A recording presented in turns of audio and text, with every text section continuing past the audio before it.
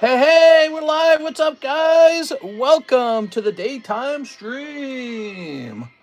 All right, it's 4 p.m. We're started just on time. Let's go ahead and let's see. Let's work on getting this all the way set up, shall we? So today we have our Beckett return, BGS return. Let's see, opening a Learing center, so I can get pokey rich. All right. Oops. Live card shop. All right. Let's find out which BGS return this one is. Under BGS returns, let's see. Scooby Dooby Doop Dooby Doopy Dooby Dooby Dooby Doop Doopy Doo. Okay.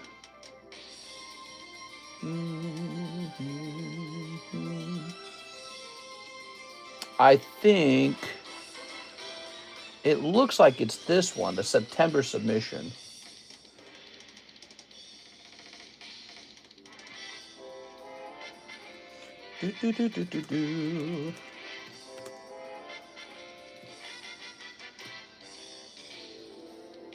All right.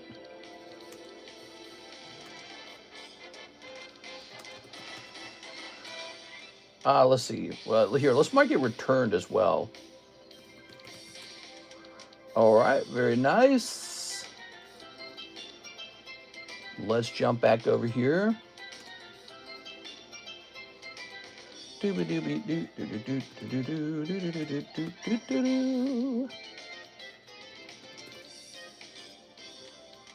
All right, we're gonna hit save on that. Good.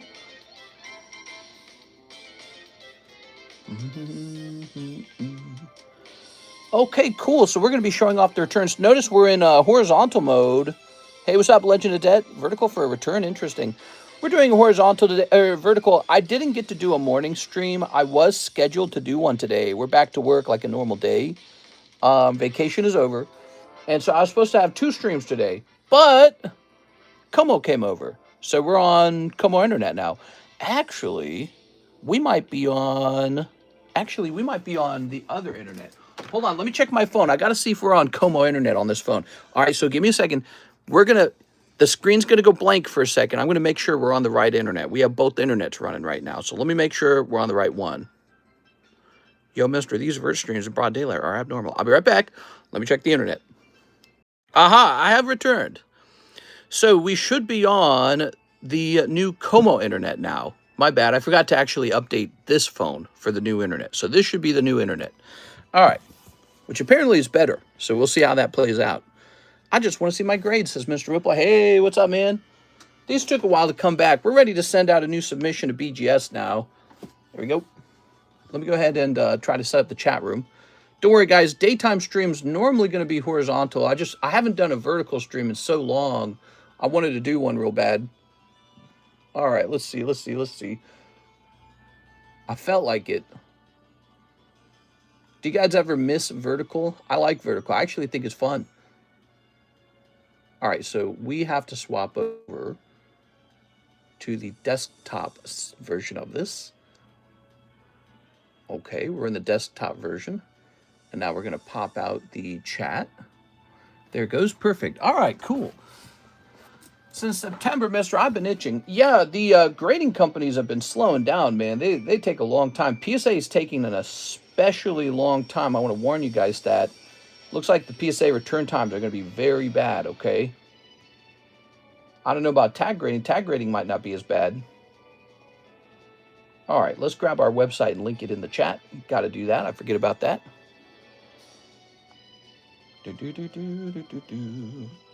Where's our website? Huh, it's not showing up. Let me try typing it in.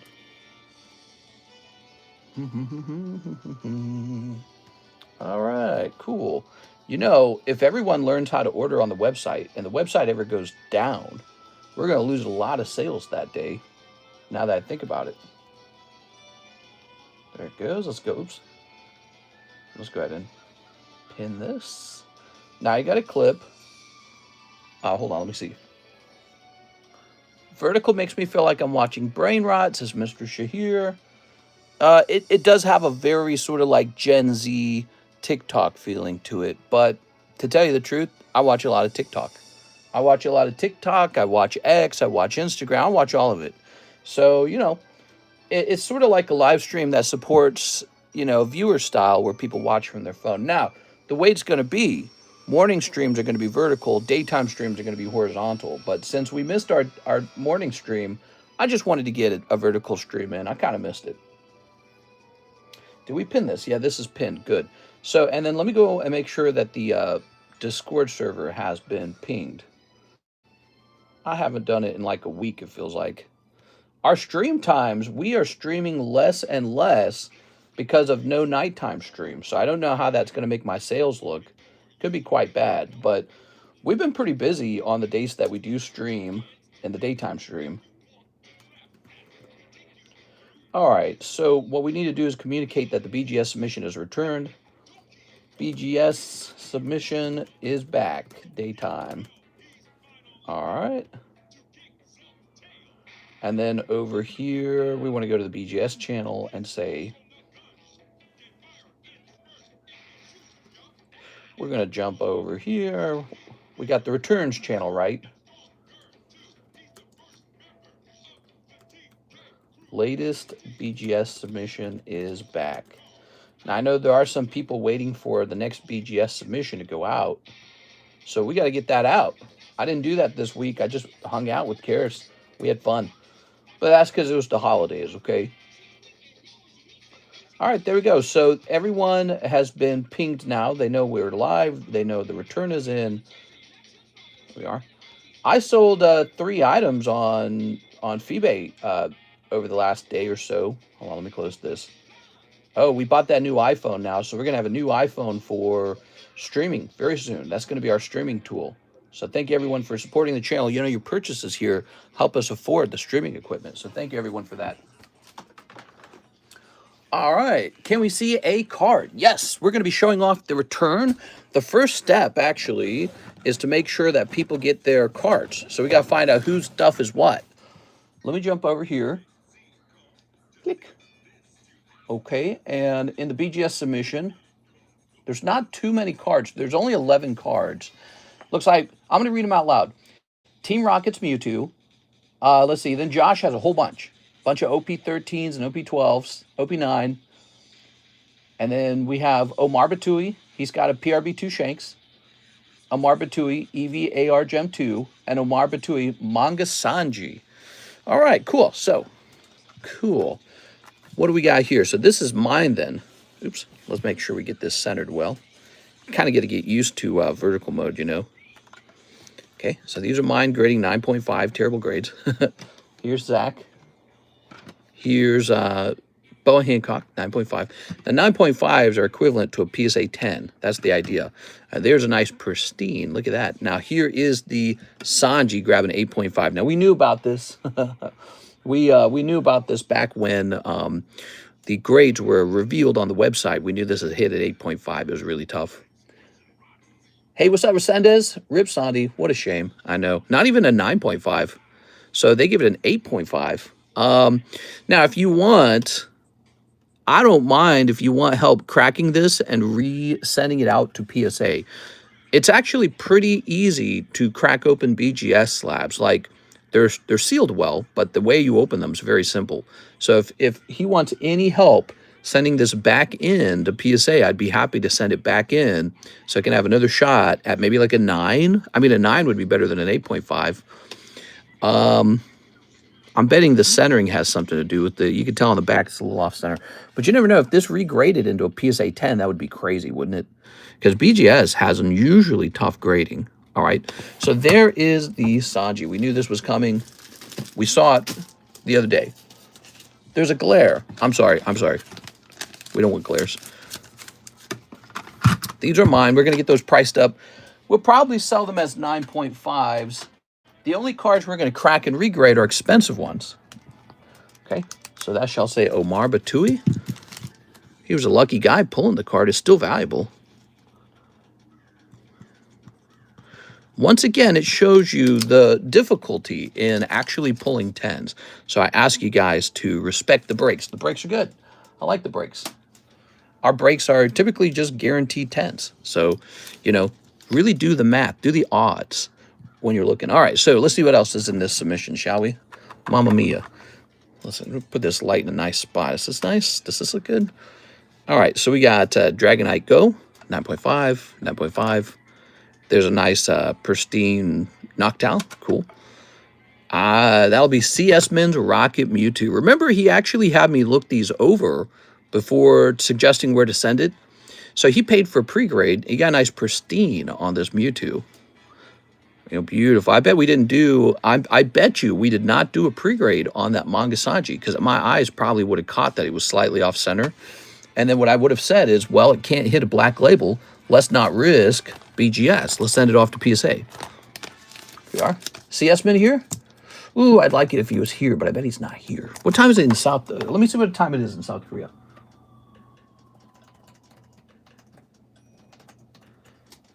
It's 7 a.m., so it's early morning.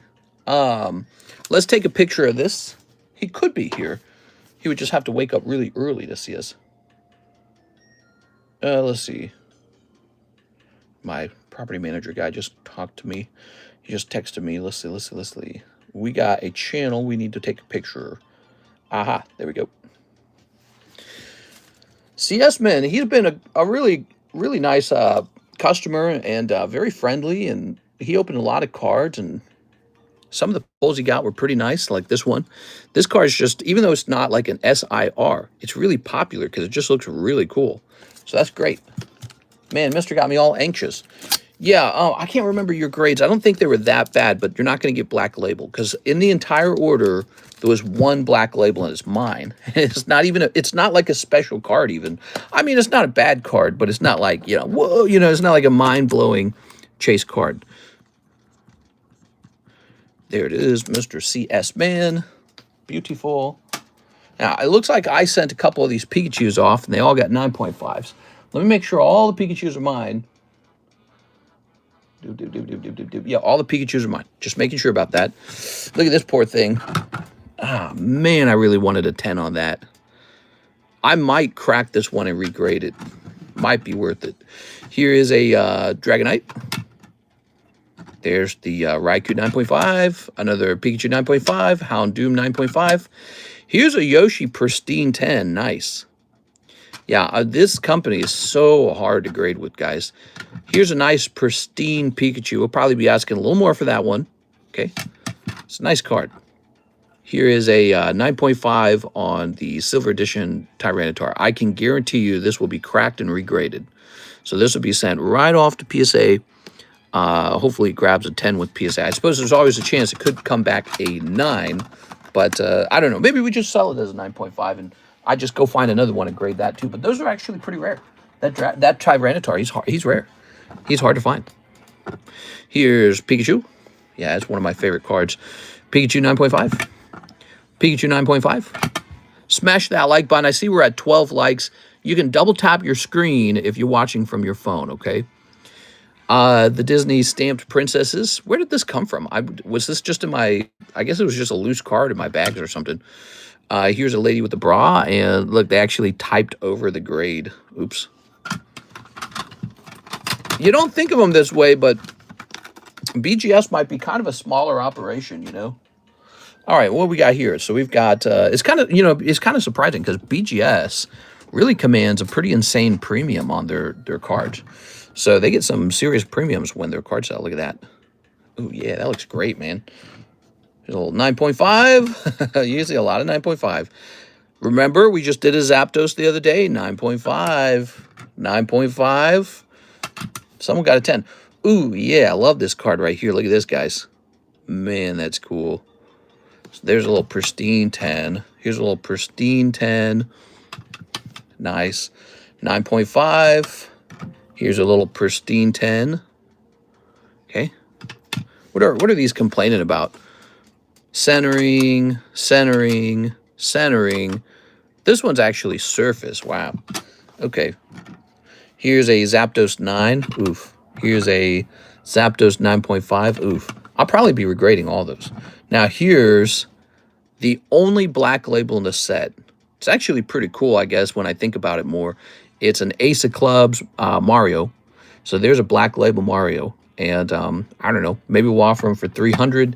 I don't think it's going to really make up for all these bad grades, you know, all these 9.5s. So few pristines, so many 9.5s.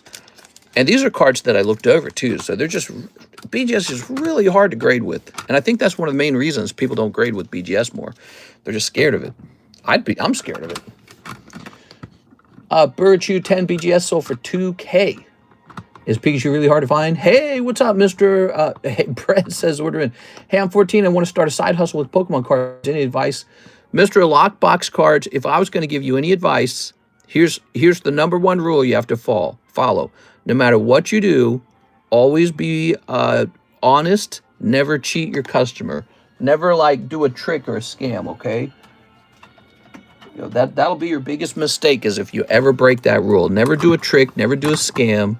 Always be 100% honest. There you go. And then just have fun after that. You know, if you like to work a lot, you'll do good. If you like to work a lot, you'll be good. All right, so here is that Eevee AR Gem 2 for Mr. Omar Batui. Another tough round here. That one got a 9. I guess a 9's better than an 8.5. The sad part is this card actually looks nice. If Mr. Omar, if this was my card, I would definitely crack it and send it off to PSA, see what they have to say as well. Second opinion, okay? Second opinion. Slightly off center between these two sides. To be honest, this looks within the range of a PSA 10. So BGS just has insane standards. Here's a little Houndour. Here's a Hoot Hoot. I'm sorry, a Knockdown. All right, here goes. Wanted poster. Wanted Buggy. This is for you, Mr. Joshua Whipple, 9.5. All right, so we're picking up 9.5 wanted Buggy. Next wanted poster, 9.5, Port Castillace. Boom. All right. What it implies is that if you were to cross this to PSA, you're very likely getting a 10. All right, Joshua Whipple. You ready? So, what is this one called? This one's called Premium Booster Shanks SP. Is this potentially... Who's this? Manga Sanji. Oh, this is it, isn't it? This is for Omar Batui. This is going to be PRB2. So this is 007. Yeah, that's his number. Okay, so this is actually Omar's. He gets a 9.5 on that. Wonderful. Okay. Speaking of McDonald's, it's doing a 30th anniversary. So I confirmed that there's a chance Burger Chew's in there. Oh, don't tell me that. So if Burger Chew actually does get reprinted, if it does get reprinted, then yeah, the Japanese Burger Chew is toast. There's too many of them, and he's no longer an exclusive. However, if he's printed one time and one time only, in one language, he's undervalued. That's my gamble, okay? So if they only print him one time and they don't print him again, he's undervalued right now. Okay, so now we've got Manga Bonnie. You ready? Boom, 9.5. Oh, no. Got better grades the most, so I'm happy. So here we go, 9.5. Not a pristine, certainly not a black label, but I mean, it could be worse. Those are my thoughts about it. You could be in a worse position for sure. So let me leave these right here for the moment. Here's a 9.5 Pikachu. Here's a Jewelry Bonnie. No, that's not Jewelry Bonnie. That's Boa Hancock. And this one might be mine. Is this mine? Premium card collection. It says it's a one-piece promo, actually. Is this a one-piece promo? I think this is mine. This is mine as well, I'm pretty sure. That's also a promo. Here's another 9.5 Destined Rival Zapdos. I wasted my money. So, you know, how many of these got 9.5? Like 4 of them? Was 4 times, you know. So I've lost almost $100 just sending Zapdoses out. Just Zapdos, not even any other card. It's crazy how bad it is to not get pristines and black labels with BGS. You need them. You need the pristines and the black labels. Here's a nice, speaking of which, nice pristine right here. Here is a nice pristine Look at that. We're going to be asking a pretty penny for that because that is exceptional. So that's that beautiful Bowser Joker card. And that one will be a little bit pricey. It won't be like unreasonable. Look at this stupid label falling. Come on, BGS. All right, there it goes. Okay, so here's a pristine Mario stomping on a turtle shell. And here is a 9.5 for alligator. So virtually all of these Silver Edition cards got 9.5. So really disappointing. Here's Radiant Charizard with the 9.5. This is a sad one.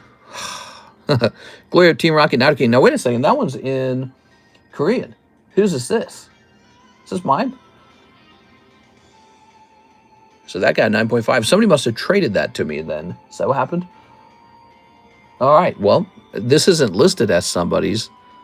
This must have been traded to me. I must have sent it in. All right, there you have it. Or maybe we open a box, one whole box. I don't remember what we pulled. We probably did one whole box of Glory of Team Rocket. Is that what we pulled? I don't even remember. So here's McDonald's Pikachu, 9.5. And here's the bird carrying on his will, St. Marcus Mars. Okay, that's one of yours, Mr. Joshua Whipple. Another 9.5 Pikachu. And look at this, everybody. A single pristine Pikachu. Terrible, man. 9.5. 9.5. Think of how much money is being spent to just get a pristine. We are so terrible. All right. Everything is 9.5, 10 deflation. That's not true. PSA has harsh grading too, but instead of handing out 9.5s, they hand out 10s. What BGS does is they hand out 9.5s in place of a 10. And it's just a very rough system. Very rough. All right, there we go. We got one pristine. This is called Shepherd? What is this called? I can't even tell. The name on this one is, the number is 084. Carrying on his will, ugly worm thing. That's what I called it. I called it the ugly worm thing. All right. That's terrible. Sorry to see that. I think it's because BGS requires 50-50 centering and PSA allows you to go 45-55. Here's Tyranitar. Another Nami 9. That's mine. Here is the Divine Departure. That's one of yours. And finally, we've got this beautiful Portcullis Diaz. All right. Well, overall, Mr. Whipple, 9.5s and a pristine 10. Not bad. Not bad. Here's my thoughts, though. If you had simply sent them off to PSA and they'd all, let's say they'd all gotten PSA 10, you'd be in a stronger position. So BGS really is a gamble on a potential black label. And even my own cards are not grading pristine 10 and black label all the time. It's just too difficult. Their grading standard is so harsh that it's not perceptible to the human eye, maybe. Like maybe you can't visually see it. All right, let's get these sleeved up and get ready to take care of Mr. Brett Love. Mr. Brett Love's going in. We are. So we're ready to do another BGS submission. I'll probably send out more poker cards, try to get more poker card black labels. I think they're cool, the black labels. Good evening, Mr. Is Gem 3 in stock? Hell yeah, we got Gem 3. I think it's because BGS requires this. Most of all, OP. That's terrible. Sorry to see that. All right. So because we have not been streaming at night, I noticed the daytime streams are overwhelmingly busy. But we are supposed to start streaming in the morning to sort of relieve that. And this morning we were supposed to go live. I actually was all scheduled to do so. I gave Mr. Mike's side a picture and everything. And the reason we did not go live, I've got brand new internet. Check it out, everybody. Right over there. That little tower is our new internet modem, router, whatever you call it. It's a router. That's our new wireless router, and it's with Como Internet. So we have a different company now. Spectrum is probably going to be turned off before January begins. All right, there we go. What'd you think of that, Mr. Whipple? It's not bad. Yeah, actually, that's not bad when you think about it. You got one pristine, though. So there is a kind of a loss. The loss is that it should have been PSA. Overall, you would have done better. But it looks like your cards, the good news is that your cards are all good. Okay. Write your name on in each one of these. Send your orders in now if you don't want to wait too long in line. There might be a line forming as we speak. Joshua Whipple. I like your video, says Kristen Douglas. Thanks, Kristen. Can I get a card? Maybe. We do a lot of giveaways, Miss Kristen. Yes, the schedule's still confusing me, says Alex. There's supposed to be 2 streams per day. This is the second stream of the day. So there's meant to be a morning and daytime stream. It's a big change. And the total stream time will probably not be 6 hours. It'll probably be 5 hours. So it'll probably be a 2-hour morning stream and a 3-hour daytime stream. Total stream time, 5 hours. There we go. This new stream time allows me to wake up in the morning and go to sleep at night and see my wife. Please, bro, please, bro, please, bro. Did he say anything about the giant stacks of cards and boxes? He probably seen worse. Oh, yeah, it was actually 2 guys. They had a big job. They had to, like, install... They had to, like, drill a hole in the side of the home and everything. They had to install an entry pathway for the fiber optic. And there were 2 dudes working, and they were like, whoa. So they were very surprised by what they saw. One guy was like, well, I got some old baseball cards. He's like, well, go dig them up. Maybe you got a bunch of money in them. So he's got baseball cards from when he was a kid. And so he might have some old cards. Mr. gets 1 step closer to retirement. Yeah, I mean, that's kind of how it is. It's sort of like a work-life balance, rebalancing. And it's a good thing. You know, the doctor prescribed me... Now, wait a second. Did we get all of these? Do we take care of Mr. Omar? We got CS Men, Omar. Ah, here it is, Omar. There we go. The doctor prescribed me vitamin D because I was getting so little sunlight. So might as well just get more sunlight the natural way. And that's not possible with our old stream time. So now our new stream time, it is possible. All right, so I'm going to put this way over here.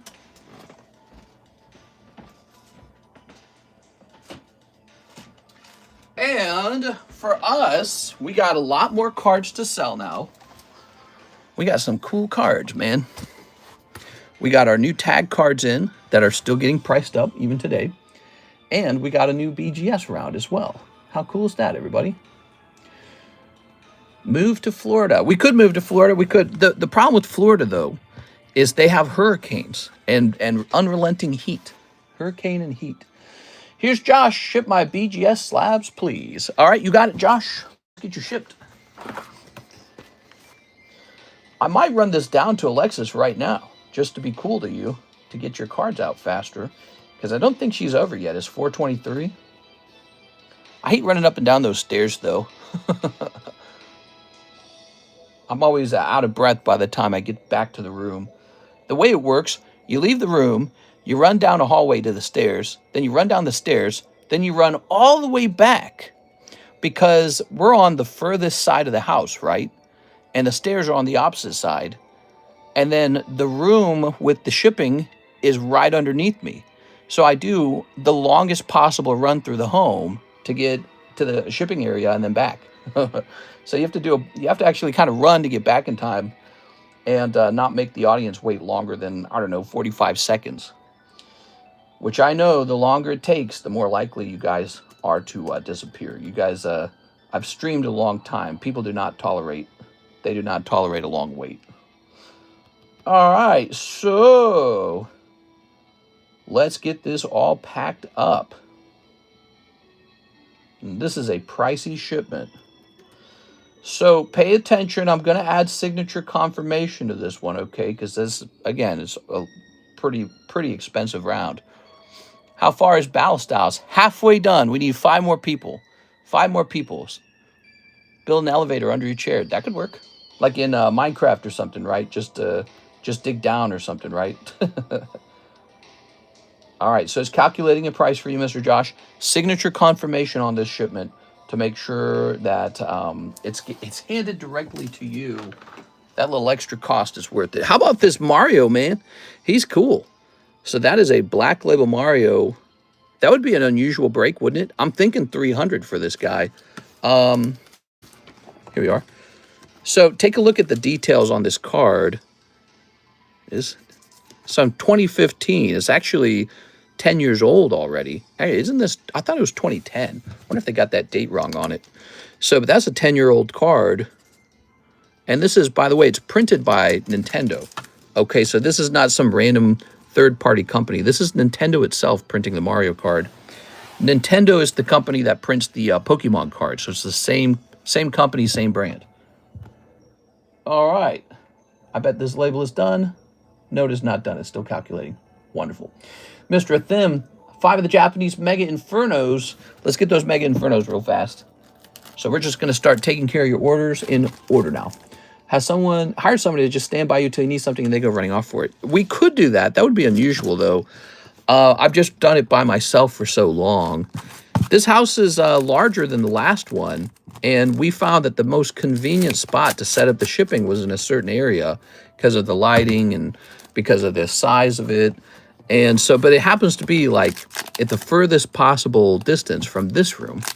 And so you run out of this room, over to the stairs, down the stairs, all the way back to be right underneath this room. And because this room's in the corner of the home, right? It's in the furthest corner of the home. There we are. So I pretty much run down there and then I run back and then I come up and I'm like, it's my own fault. I don't go running it off. The new times got me screwed up. What? Reverse Hollow Gengar still going? Oh, the current breaks. The legendary Gengar went off. So he is complete. Right now we have this Charizard and we got this Lightning Zapdos that got a 10. Yeah, appreciate the 10s. Please appreciate them. Every time submissions come back, we learn a little bit more about how truly hard it is to get a 10 on anything. Here you go, Mr. Thim. Ooh, I gotta save this. Toss that over there. Okay, and Thim, you're right here. And what is this? Okay. What's the new time for the nighttime streams? Says Jeffrey. Jeffrey, welcome. There is no nighttime stream. It's canceled. So now the new times, this is the nighttime stream. And we will have a morning time stream. So there's 2 streams, morning and daytime. That's it. Those are the new times. Consider me partially retired. All right, let's see. But not really. I'm still going to be working my butt off. So let me hit refresh on the website real fast. We want to see who has the oldest order. Okay, we want to see who has the oldest order. Take care of the oldest one first. Here's a Ben Garcia order from December 28. Was that yesterday?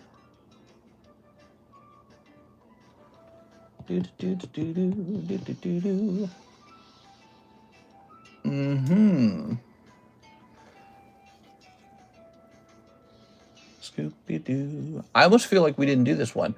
Benjamin Garcia 5/151 surprise. Japanese Terror Festival ×1. Maybe we did do that one. All right. And then, so Mr. Brett, he's at a big order. 2 custom boosters, 450 for you to decide. Happy New Year to you and your family. Ah, thanks, man. You're way too nice to me. I really appreciate it. So he wants me to pick out something for him. I'd love to have you open some of those new 100 starter decks. I'm going to set that there. Now, you placed that 21 minutes ago. Let's see what the actual oldest order is. Here it is. It is Zach. He has 10 EB1s. That's the oldest order. We're going to take care of that one first. Hey, what's up, Mr. Zach? I was talking in the Discord server this morning. I was complaining about the latest season of the final season of Stranger Things, and how I was not impressed. And Zach was there talking about it too. I never vote anyways. You learn in Whipple. Did I slip you a $50 bill into your submission? Oh, I didn't. That's the trick, huh? You got to slip $50 in. 1, 2, 3, 4, 5, 6, 7, 8, 9, 10. All right, good luck in there, Mr. Zach. So I was complaining. I do complain a lot. Sometimes I feel like YouTubers are just professional complainers who get paid a little bit of money to complain.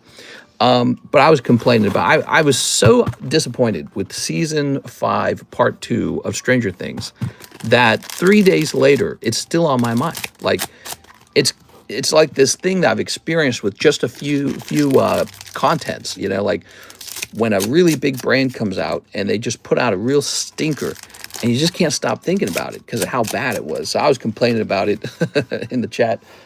I'm not getting no more. You got 0 black labels. We got 1 black label. You're looking at it. Here it is. It's going to be a $300 Mario card. Let me show you this card a little bit because I know there's going to be some potential buyers wanting to take a closer look. 2015 Nintendo Mario Ace of Clubs. He's stomping a dry bones there. That was printed by Nintendo, okay? That's a Nintendo poker card, playing card. I'm big on playing cards. I like playing cards a lot, so I collect them, and it's a cool one. It's Mario. Has a nice full art to it, and it's an action card. It just looks really pretty.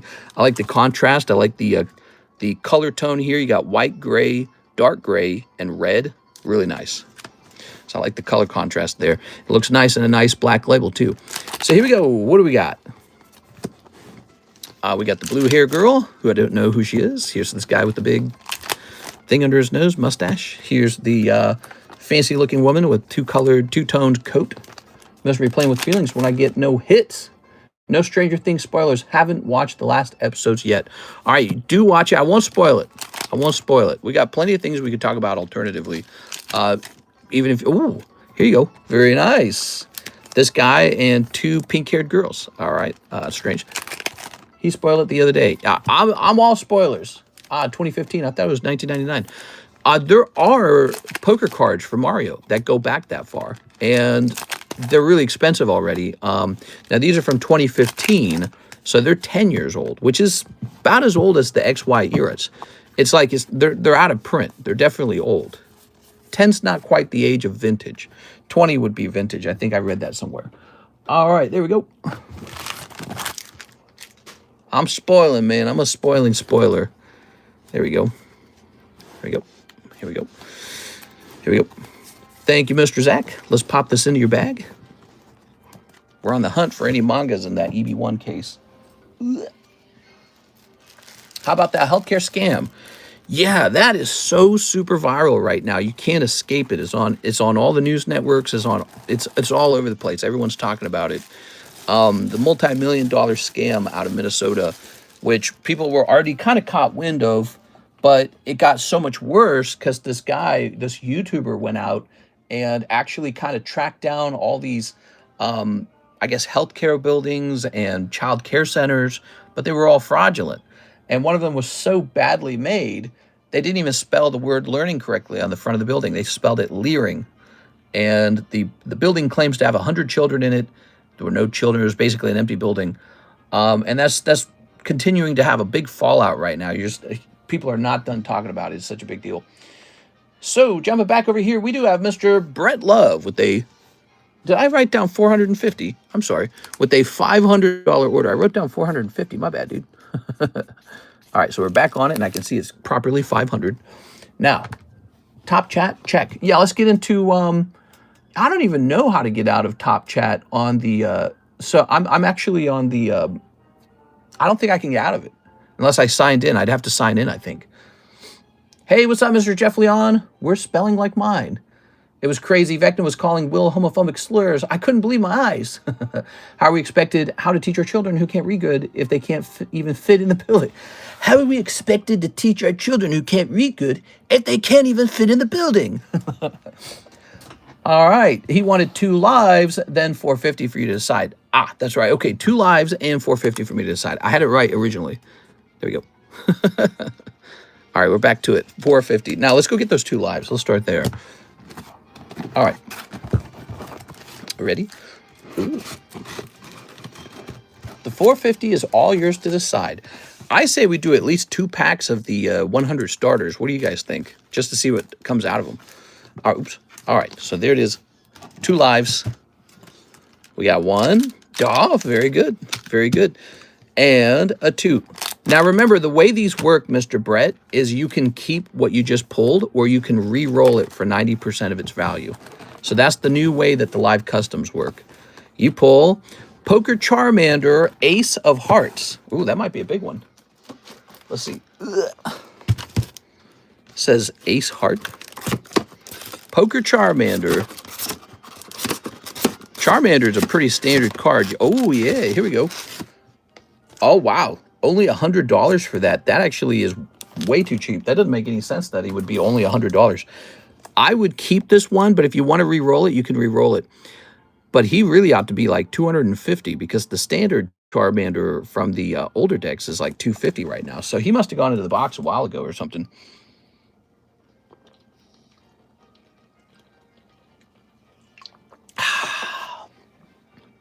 All right, yeah, he's an easy keep. Only $100 doesn't make any sense for this card. He was probably put in there a while ago. All right, Mr. Brett. This is a no spoilers chat. Here we go. So you're already ahead. You picked up an amazing Charmander slab, and I would like for you to try these because these are the latest thing. You could try as many of these as you want. I think we'll set you up with at least 2 of them, I suppose. What are the new things on the menu? Let's talk about it for a second. What are the new things? So we got Mega Dream, obviously. Yeah, let's get a box of Mega Dream. Mega Dream's cool. Here's a box of Mega Dream. So this is the new stuff. Mega Dream and 100 start deck. So we got to try these, right? Mister had a drunk moment. Maybe I just put the Charmander in there to be nice. I do that kind of stuff. So that's 140, and these are 110 together. Okay, let's do the math. Okay. Let's see. So 450 minus 55 minus 55 minus 140. You got $200 remaining. So he needs $200 of something. $200 of something cool. I can't remember. Does Brett Love like One Piece? We've got the Carrying On His Will. Let's see. That's the latest One Piece set. Although I'm sure there's another one on the way out soon. English OP is 13. Put me in a break. No One Piece. All right, no One Piece. Put you into a break. Thank you for letting me know. So, oh, you know, there's a break going on for this right now. I don't know if you have a spot in here yet. It is. So that's the Battle Styles booster box. It's up to 5 out of 10. That's a good one. Okay. 1 in 10 odds for a whole box. Okay. There you go. Some other breaks we have include this cool Zapdos right here. 1 in 4 odds. And this Charizard. 1 in 28 odds. But he's a big chase card. You really want this card. So if you pull him, you've got him. It's a great card. He's the Powerball. All right. We should call it the Poke Powerball. Now, let me grab this. Ancient Origins. I guess some people just get really, really, really nice when drunk. Yeah? Vitamin D is underrated in terms of the effect on the body. They were doing blood tests on me ahead of, you know, getting ready to do IVF. And the doctor noted it, and he said, well, you're going to take this and that and this. Because he wants, you know, one of the things the doctor does during IVF is they try to get you both really healthy. Here it is.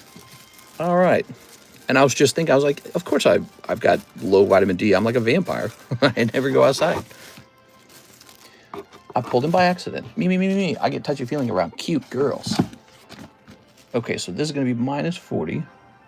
160 remains. So you got 160. You could do a second box of Mega Dream. You could do like 3 more of these, I think. Yeah, these are the 2 new things. I don't know if you have something in mind. Winter areas always lack vitamin D in the winter months. You pick. Man, I'd love to see you open a bunch of the starter deck because I'd love to see something hot come out of there. You know what I'm saying? So we could do 3 more of these, and that would be what, 110. You'd be getting it $5 off if you took 3 more of these. Now, here's the scary part: is we don't know if they'll give a big hit out, but they can give a big hit out, and if no one digs through them, we won't know. Mr. got low vitamin D and little D. What? Mr. It's a blizzard up here, 8 inches of snow in 2 hours and 50 mile per hour winds with snow. Let's go. All right, so we're going deep on Start Deck 100, guys. Okay, this is the latest Japanese set. It's called Start Deck 100. Set these to the side. Set this to the side. Toss this away. We're going to get this Mega Dream opened. Mega Dream, super popular, Mr. Brett. Possible to pull some really amazing alt-arts out of here. Okay. What's the big hit in those? Well, let's find out. I mean, we're going to open 5 packets of it. So if you get a cold deck, it really is just like pulling an absolutely cold booster pack. If you get a hot deck, you could pull a major alternative art. You could pull Golden Charizard. You could pull a really nice AR. So all that's possible. And these are artworks that you know, they're going to be like new artworks. All right. The big hit in these is nuts. There you go. That's what you meant to say, by the way. Can you draw Jeffy, please? I'm going to draw Jeffy. Yeah. Let's draw Jeffy. All right. I'm going to hibernation. Oh, yeah. It is. I wish it was snowing over here. I love the snow. I like the cold. I like the snow. Oops. It's nice. It feels good. Feels good on your body. That cold air hits you. Feels like you're waking up. All right, what we got? So, we got a mag mortar out of packet number 1. Brr. Okay, so Emolga, mag mortar. Welcome, guys, to the daytime stream. We just started. Feel free to place an order. We got many hours ahead of us. This is the beginning of the stream. We just finished showing off a lot of fresh BGS slabs. We got some pricing to do. All right, here is... what? He does so well. This is a great order for you. So far, you're up on the Charmander hit, the poker card. And now you've gotten a lucky box of Mega Dream. You just pulled an alt-art. So you're doing very well so far. I'd say he's positive, you guys. What do you think? It's definitely a good round. Okay, here's a little Rotom. Nothing too crazy. Okay.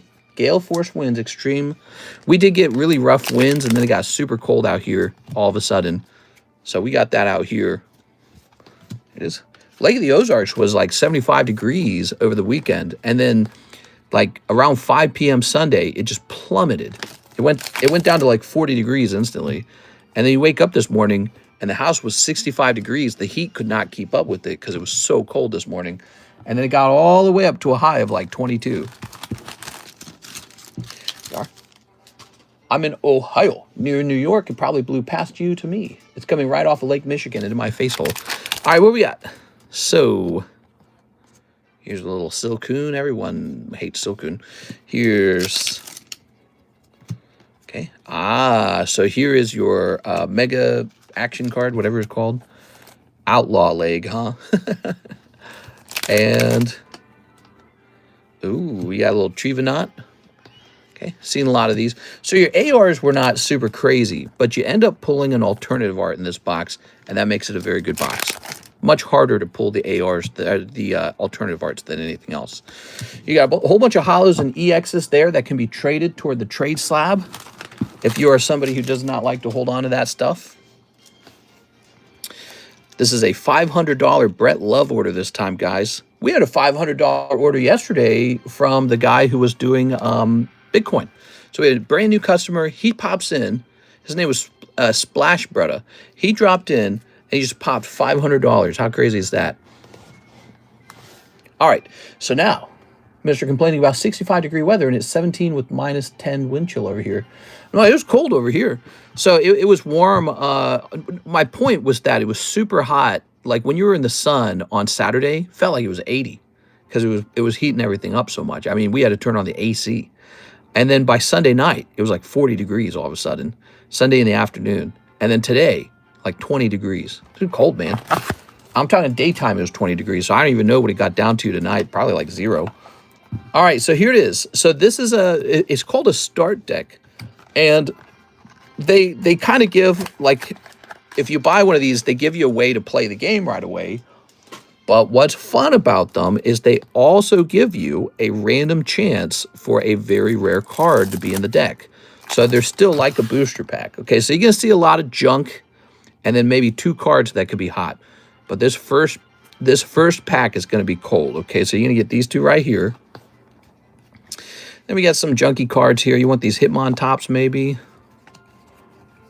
All right, so and these are reprints of other bulk cards. All right, so... packet number 1, that's a $55 loss. So you can see why people are scared of these, okay? You can't be scared because they actually do have hits. So you got to pay attention. You know, if you keep going, there's eventually some kind of hot card in here. I'll get these sleeved up. Hey, what's up, Mr. SSV? First day I go to Anaheim, I almost got blown off my feet nuts. Reprints a book. Yeah, it appears that the book is reprints. Mr. Complaint, already read that. What's the best way for a first purchase? What's the most reliable payment method? Well, oh, here we go. He got a holographic deck. See that? So this time is holographic. So it's probably something better in here. So you can order multiple ways. You can order from the website, or you can order from the description of the live stream. Either way is fine. So like you can just send me money on PayPal and tell me what you bought. That's perfectly fine, whatever you like. If you want to know my favorite method of payment, it's actually direct payments on ZELLE. ZELLE is a payment app that is owned by the banks, and there are no transaction fees. That's why it's so good. Oh, wow, look at that. Cool, man. With like a mirror-like holographic finish. And then look at your holographics here. Wow. Wow, that's really good. Lots of hollow Charmanders there. Okay, put that there. Cool, man. That was neat. Maybe these lilies. You think these lilies are any good? Let me give you these lilies. I mean, you should keep these holographic fire cards too, to be honest.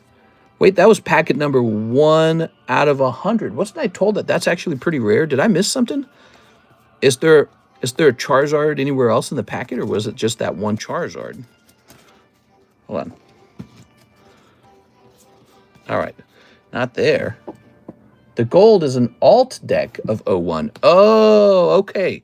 So you were close, man. You almost got the whole thing. This appears to just be the standard 001 deck, but the top pull is a 001 deck with like an alternative in it. Crazy. Okay, so here's some hollows. Again, this is why people are opening these. These are $55 per deck. I don't know if the price has moved up or down since then. Potentially up. We are. What do you guys think? Has the price moved up? Has the price gotten worse over time? This doesn't feel like a set they're going to print a lot of, because it's not a usual Pokemon card set, is it? And then a lot of people maybe didn't even know that this existed. So now that they know, it's probably getting hoarded right away. That's how people behave. Okay, there we go.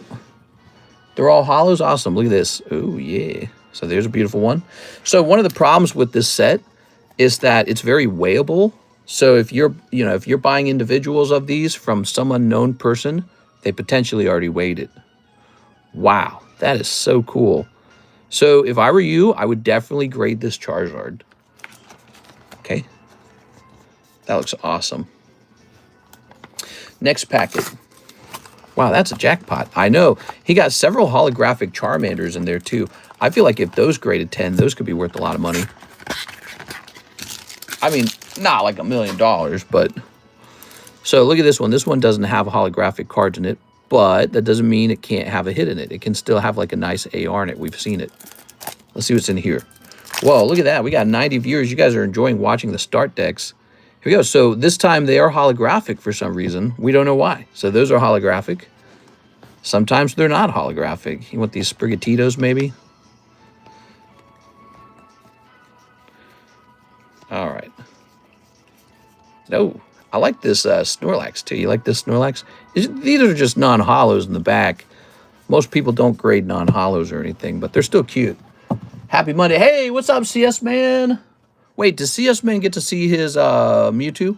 Stick around, CS Man. We got to show you your Mewtwo. Remember you did a pre-grade on it? Ah, my eye's itchy. There we go. You know what you do? CS Man, just rewind the stream. Watch the beginning of the stream. Here we are. Okay. So there's a holographic Meryl that looks pretty interesting. And look, like the Meryl is featured in the front of the card rather than the back of the card. How cool is that? Okay, neat. And then these are they're just bulk cards. I think there's an American version of that Snorlax that's actually holographic. Okay. Is it true we're getting an English McDonald's collab? Somebody else just mentioned that to me. Mr. Zach did. So if it's going to be of the same Pikachu card, I would expect people go pretty crazy for it, but we don't know that yet. And then also, I think it will keep the price of the Japanese one down. That is part of the gamble. Because I was kind of saying that I liked the Japanese card because I couldn't tell if they were going to reprint it. If they do reprint it in English, it's not going to be good. So, you know, just for your awareness, I'm aware of it. I think I said that when I was. Ooh, look at that Pikachu Zekrom, nice. Any Pikachus in here? Nah, of course not. All right, no Pikachus in there. So you have Pikachu Zekrom. All right. Slide this in here. And slide this in here. All right, one more pack. Let's see if we can get lucky on one more pack. When does McDonald's have Poke cards again? Yeah, does anyone know what the artwork for the McDonald's set will be? Because McDonald's keeps doing collaborations with Pokemon. It does them over and over, and it could just be a brand new one. The question is that Burger Pikachu an Japanese exclusive? And if it is, actually, if you think about it, we're going to get our answer very soon. So if this next McDonald's collaboration does not include that Pikachu, I'd go nuts for that previous Pikachu, because that's kind of the sign that they're not going to do anything with it. And, well, even that's not a for sure thing. All right, we got 2 Holo EXs, and that is it. Wow, these are tough. He did not pull any of the ARs, but you can pull ARs. There are ARs to pull. You are? All right, so you end up with one of the decks being very good with lots of gradable cards in it, but 4 of them being pretty tough, with some of the cards being moderately worth grading. That Poke Beach is McDonald's promotion. Artwork not revealed. It's going to be the 30th anniversary set in early 2026. Oh, maybe it'll be a new artwork. Who knows? Info is on Poke Beach, but I posted the dates in previous messages. No cards shown. That was fun. Thanks, mister. That was fun. Thanks, Mr. Brett. Let's take a quick look at all the different things you pulled here. So these came out of the, all these EXs came out of those start decks. See? Pikachu, Zekrom, Azumarill, Virizion, this guy who I never remember who he is. It's like my brain doesn't want to know who he is. Here's a couple of the common cards, like a little Snorlax. I think the Snorlax is actually pretty decent. There we go. And then this will be your main card right here. So you do pull a nice start deck Charizard holographic. The finish on the holographic is not like a standard card. They're different in some weird way. It's a different type of holographic. It has like a mirror-like finish. So that's very cool looking. You also got the Zekrom. And these Charmanders, I feel, are very nice. It's not just Charmander. You pull Victini's right behind it. So I feel like these are all really solid and gradable cards. These little Charmanders, each one grading 10. If they only come out of deck 001, those could... Oh, there it is, Charmeleon as well. If they only come out of deck 001, these could end up being moderately valuable. They are. Just because they're exclusive, or like maybe the style of the holographic is exclusive to the set. Because I've seen that Victini before, at least. Here, Simisears. All right. A run on McDonald's Happy Meals. I hope they're ready. Cars lined up around the block. Yeah. Oh my God, man. People are nuts. There you go. Well, I feel like the latest McDonald's collab, the Dragon Mystery or whatever it's called, I feel like that one went by pretty smoothly. Okay, that was Mr. Brett's $500 order. Even these holographic lilies, hold on to that. You got these holographic energies. I don't know if these are very valuable, but let's toss them in. So the holographic energies, maybe not so much. And then some trainers as well. So you keep all those. And then we'll grab this. Oops. We'll grab this. Let's take a look at your whole pile. All right. Victini, Charmeleon, Charmander. Here's Pikachu. That's definitely gradable. Zekrom. Pikachu's always good. Snorlax might be gradable. Your alternative art, Diancie. Here's Emolga, which is very gradable. That'll probably grade 10, by the way. I know where that came out of. It came out of a very fresh deck. So that's probably going to be a 10. There you have it. So, man, that's a big order. You got a lot of cards over here, Mr. Brett, and we need to take like a whole day off and just like sort your cards or something. Or you can have them shipped out to you. You can tell me to like ship only your junk. You could do something like do a trade with me for all of my junk. There's all kinds of things we could work on if you wanted. There you go. Time to seal them. Mister, I don't know if you recall, but you said the Mewtwo is a hairline off center top to bottom, and they gave the 9.5 on the centering. Your precision is absurd once again. Yes. Is that what I said? Here it is. It's funny you remember that, because I can't remember all that all the time. Did I advise not sending it to BGS? It is. All right, so if, in other words, if it had not been slightly off center, it would have been a black label. Isn't that crazy to think about? Because it got 10s on everything else. There it is.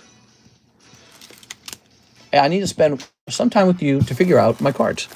Yes, there's a couple things we could do. We could do it the hard way and go through every bag and start like creating like a full bag sort of every single bag. I've done that for Mr. LaFlame before. I think what I did was he and I agreed to like $100 and that I would do every single bag, but the rule was I would only do it when the stream was slow.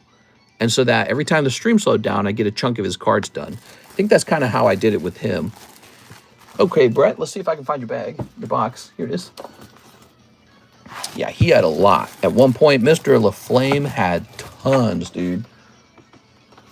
Here we go. So, what do we got now? So we have Mr. Omar Batui. He's been waiting a little while. Let's crack the Eevee and Manga Sanji and send them to PSA and one English OP13. Here it is, OP13, carrying on his will. Has this gotten cheaper or more expensive? Omar Batui, it's your turn next. He wants me to crack 2 slabs and send them off to PSA to grade. That's what I would do because I'm very curious about those tough grades. Okay. All right. People spending all day driving between McDonald's and BK. Hilarious. I need to sell that card. Any black labels this return? There was a single black label in the whole return. You're looking at it. It's right in front of you. It's that. It's this Mario card, the Ace of Clubs Mario. I guess it's kind of nice, actually, when you think about it. It's from 2015. So it's a 10-year-old card, and it has really good style to it. But it's not the same as like a Pokemon SIR, obviously. But so we've priced them at about $300. We can host a black label break if you guys are interested in a black label break. So that's Mr. Omar with a alternative art popping out there, right? No, that's an SR. Let's grab your bag, and I'm going to help you send those cards off to PSA, okay? The Mario right behind Mr.'s hand. That's right. I agree, Mr. You mentally picked out cards that are random from packs that I've graded that came out 10. Nice. Yeah, I've got a little bit of practice, obviously, with card grading over time. 7 years is plenty. So, I mean, I'm not as precise as a machine, but I can pretty quickly detect a flaw at the very least. So, like, if your card has an issue, I can go, ooh, that's an issue. Let me go grab these slabs for Mr. Omar. I'll also grab CS Mid slab.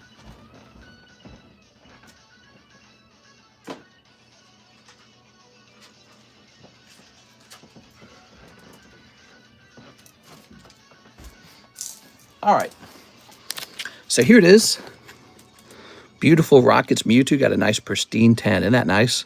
That's an English card, everybody. It's harder to get it in English. Yeah, it's really clean. Oh, okay. Set that up there.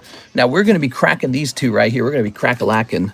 And let's start with the Eevee for practice. He's cheaper than a Mango Rare. He's cheaper. So let's get a little practice in. Practice on the cheaper slab, right? By having me crack this slab, you agree that I could mess your card up and that I don't owe you anything if I break it, okay? So if I screw this up, I don't owe you anything. Of course, if you did it by yourself, you also could ruin it. Either of us could. Don't do this at home, kids. And if you do it, wear glasses. Protective glasses. Okay, here we go.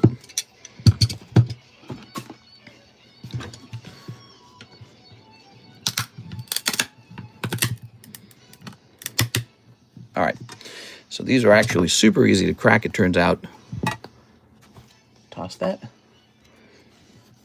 How much even is that? How would you price that? Well, the first way you would go about pricing it is, if I were you, I'd search for this on eBay. So go look up BGS 10, Mewtwo, 213 and see what it's sold for and see what it's for sale. So look at the current buy now price. The other thing I would do is compare it to a PSA 10. Usually there's a premium over a PSA 10 on those. All right, so this is the second step. Ready? All right. Now I have lots of scissor skills. You could say I'm a master scissorer. There we go. I'm being stupid over here. Okay, it's gone very well, Mr. Omar. It's perfect. Your card's coming out very nicely. When we look at it, I would say the main feature with the card is that it's off center left to right. But maybe PSA will be nicer. We'll find out.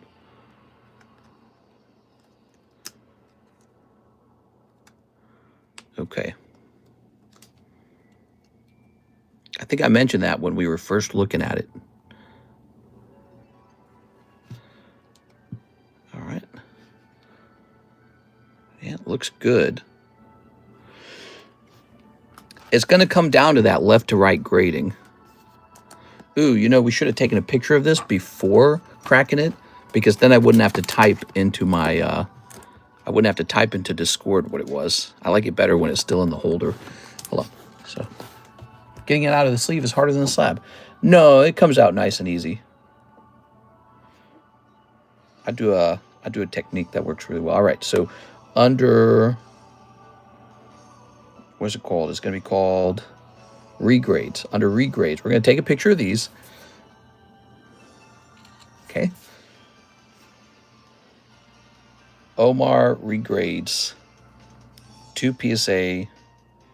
EV was a BGS 9. Okay, so you'll be seeing these in a while. PSA is not being fast. All right, so this is a scary one. Take a quick look at it. This is one I would try a regrade on. Well, no, hold on. Wait a second. Let's take a closer look. You know, so the reason why I wanted to look at this is because 8.5 is pretty rough. And so I'm looking for a problem that's worse than just off centering. I'm looking for a worse problem. And that's a good idea to do this, okay? It's a good idea to take a second and take a look before we start cracking it. So if we zoom in, is that on the card? I can't tell. It looks like it's on the card. Hold on. There it goes. See? See that? That's it. I would not crack this. Your card's worth your card is valued as an 8. That's what it is. So that appears to be some kind of flaw on the card right there. That's why your card's an 8. So if I were you, save the money. Don't try to regrade this one. This one's not borderline enough. This one's also borderline. The EV's not a guaranteed cross into a 10. He's a very clean card. He could be considered off-centered by PSA, but if they do consider him centered enough, he'll come back 10. And then this one, unfortunately, it's worse than a 9. So this should not be cracked. So I'm going to save you some money on that. He's heavy left. Yeah, so this one's heavy left. Again, I did point that out when we showed it off, but it's a nice, clean card. Maybe it's got a shot. It's expensive enough that you might try it out. But this one, we do not want to crack this one. We can see there's a real flaw on the card. You know what caught me with this card was it was actually looking too nice. That was the problem. So it got an 8.5, and I was like, all right, so what is it? And I was looking at the centering, and I'm like, that's not 8.5 centering. So I was looking for a second reason why they rejected it. And it's got to be this. This is it. Take a close look at that. Under the right lighting, you could really see it under the right lighting. Yeah, there you go. See that? There you go. See that? It's definitely a flaw in the card. All right, so Omar, I'm going to advise we keep this one sealed. Mister, can you read my message above? Yes. So you say October 24th, 190. What should I price it now? 220. Well, not necessarily. You know, if there's none, again, I would gather more points of data. So what could somebody buy it for PSA 10? You know, like you don't want to go way above the price of a PSA 10. It's not worth it to go way above it. So I think that this card's probably an 8. BGS gave it a generous 8.5. So you're lucky it's in a BGS holder. PSA might have given this a 7, a 6, or I doubt it would have given a 9. PSA is pretty rough on the middle grades, actually. Something like that could be a PSA 6 in like a heartbeat. So I might have just saved you some money there. With the type of issue like that on a card, that could be a PSA 6 in no time. This, you're just risky of coming back PSA 9, which would probably sell faster than a BGS 9 anyways. All right, let's put this away. Let's put this away. Let's put your name on it. All right. Yeah, PSA could easily give that PSA 6. They give PSA 6 to what they consider is damage. And it's really unfair because you'll get a card fresh out of a pack and they'll grade it a 6. And it's just like, bro, that doesn't make any sense. All right, so that's PSA. We'll set this to the side in the grading box now. Okay. Nobody would pay $250 for Mewtwo full art. PSA is super cheap. It's like 90 bucks. Okay, so here's what I would do. Let's find out what 30% more over 90 is.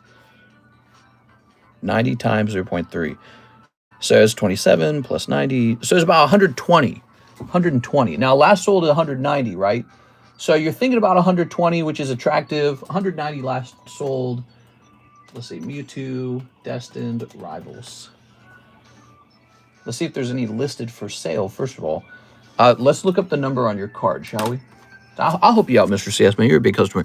So there's 213, and we want like a fair price. A price that doesn't keep your card stuck up here for sale forever, but one that makes someone go, okay, maybe I buy this. Okay, we typed in 213. We're looking for one like it. So there are none like this for sale. They've all sold. There's only 9s left over.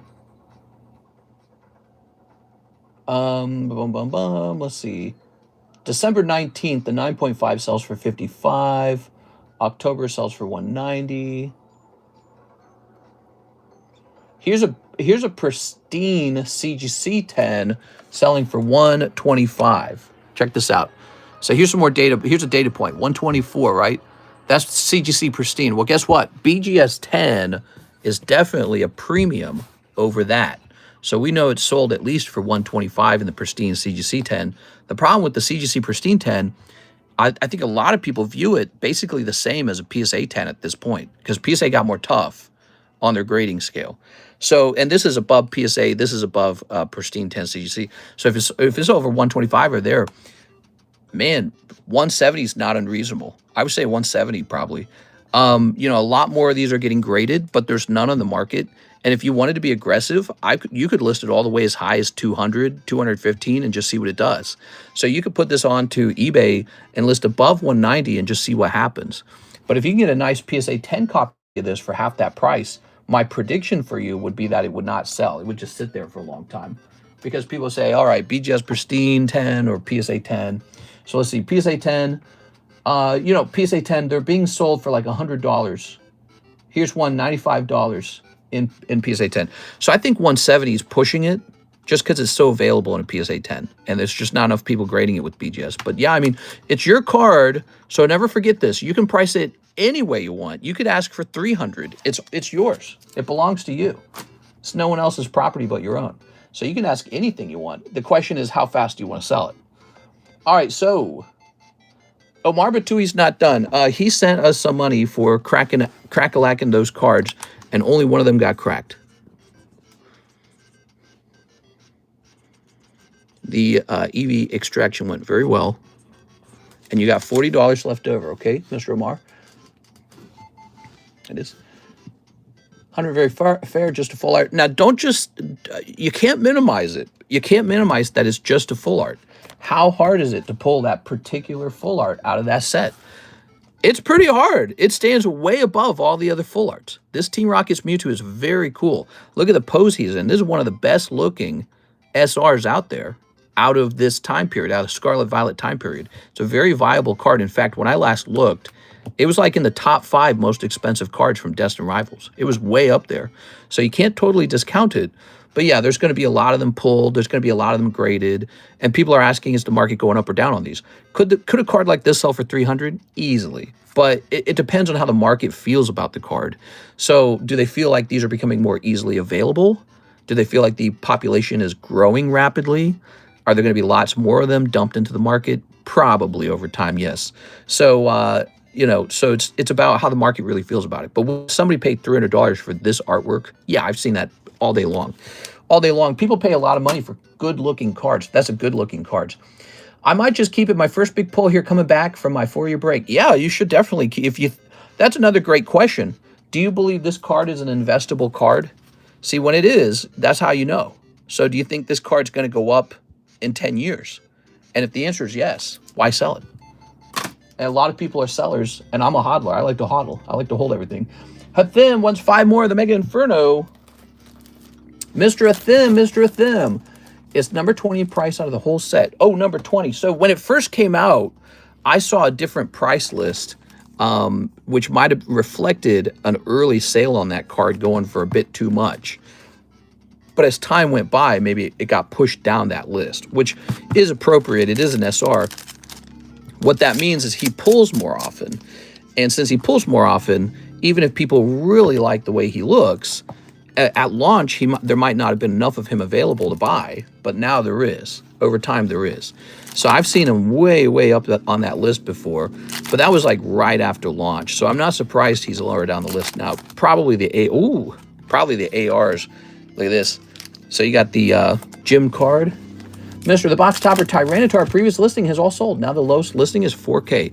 That's not an accident. I don't know who is. Some guy who likes Tyranitar might have bought that card. I don't. Whoa! There you go. Hit them. Look at that. Hit them. Doing well with the Charizard pull. Oh, man. If only if that was the alt-art, you'd have this card right here. There it is. All right. That's why if you haven't taken a spot in this Charizard, this is like buying a couple boosters of the Inferno X to see if, hey, maybe I grab them. And your odds, you know your odds are 1 in 28. Here it is. You bought it. What? Nuh-uh. Nuh-uh. I would never. Why would I buy one of the best looking Tyranitars in the entire hobby? And it's not even close, by the way. Why would I? I wouldn't do that. That's not me. Let's take a quick look, Mr. Siesman. Doop-a-doop-a-dee-boo-ba-doop-boo. Scooba-dooba-doopy. Doopy-doopy-doopy-doopy-doopy goop. Doopy-doopy-doopy-doopy-doopy-doopy-doo.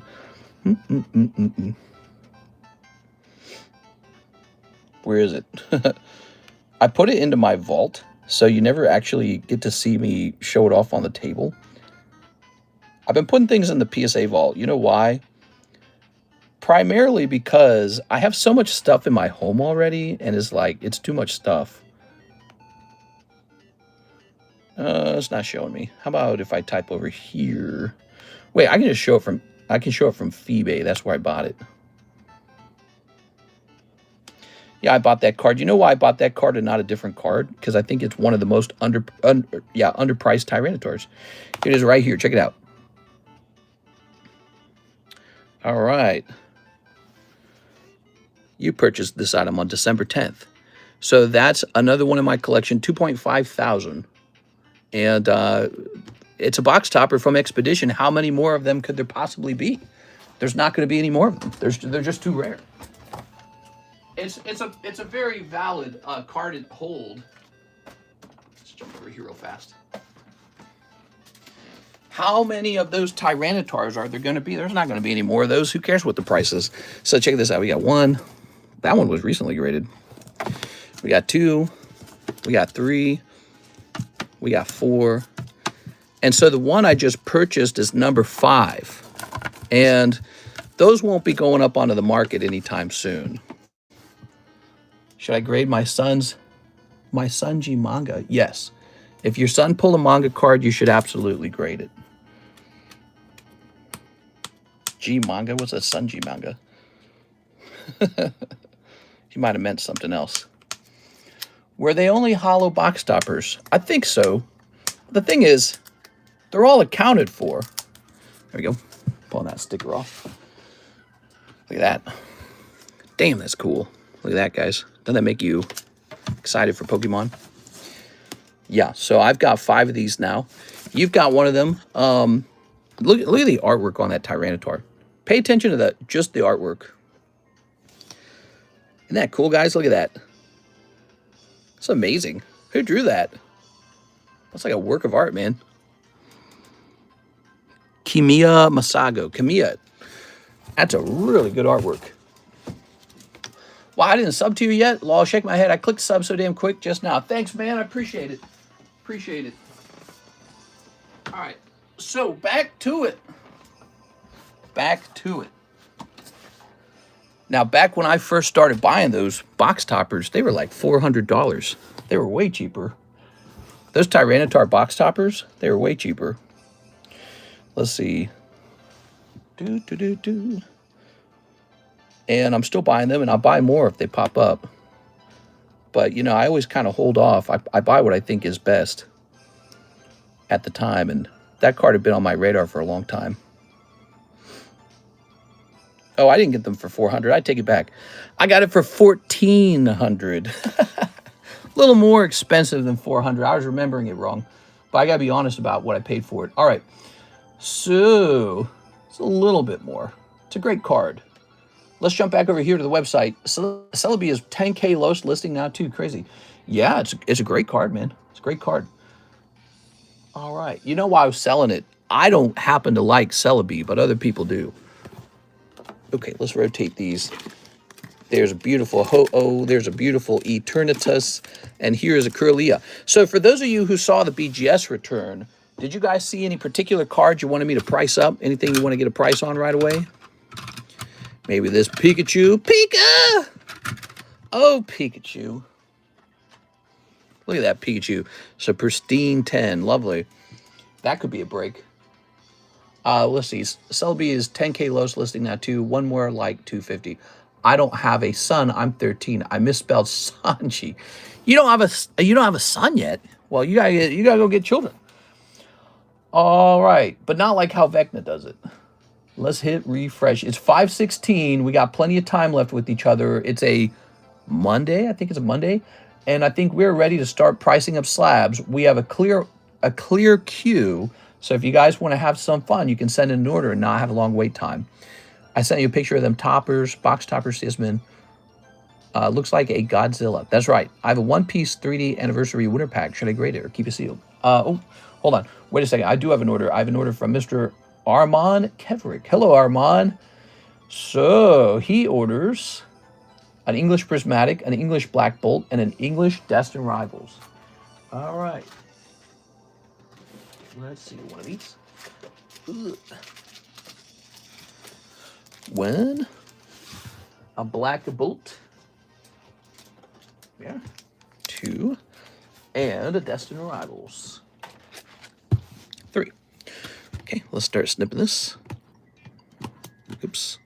Come on now. Oh, that's right. I was doing it like this, wasn't I? Ah, that's smart. All right. Your Pika is better than Deep Pocket Monster is Pikachu, lol. Pika! Like that? Is that what you're talking about? I have a one-piece 3D anniversary winter pack. Hey, mister, where was my McDonald's Pikachu being graded with? Are you asking... Oh, the one that got pulled out of the box. So that one will go off to tag grading, which is a very good idea because you'll know the results very soon. Here it is. But that's how it was priced as well. It was priced for tag grading. There it is. All right. Say konnichiwa. Konnichiwa! Like that. Oni-sama! Ooh. Did we get all the order? Yes, we did. Mr. Armand, thank you so much.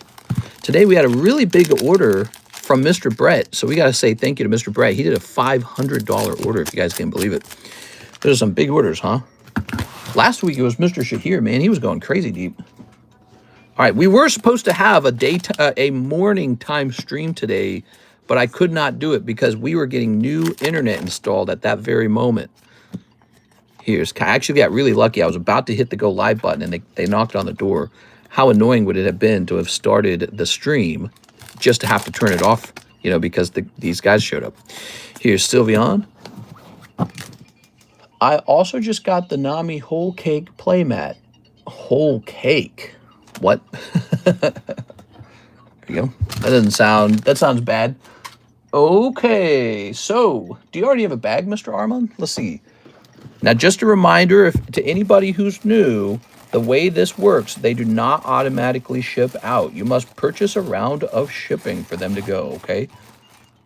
We have a different Armand. Look, Armand Laffy from 1124. Guess he did not want his cards because that was over a year ago. He just said, keep my cards forever. All right, let's put this here. So to ship these out, it takes $9 in the United States. Until then, we store them over here because we assume you want to keep adding to the bag. That's how it works, okay? So for anyone new, I think you're new. All right, imagine Pikachu giving you blank. So far, so good, no lags on the internet. Were the internet guys buffed? Well, they weren't, I mean, they're pretty normal. They weren't like hitting the gym every day buff, but they weren't like in bad shape either, I suppose. One guy was super tall, actually. Actually, he was kind of out of shape. So it was kind of a tall, fat guy.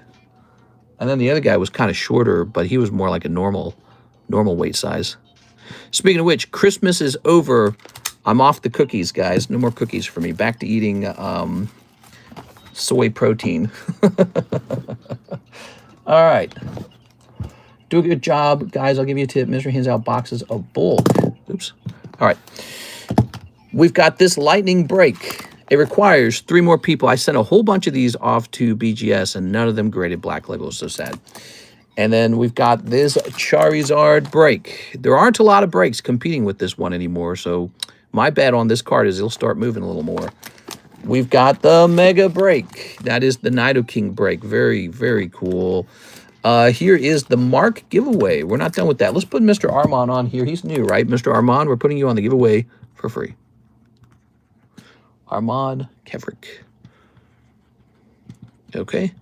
And spot number 6. Who wants spot number 6? Anybody?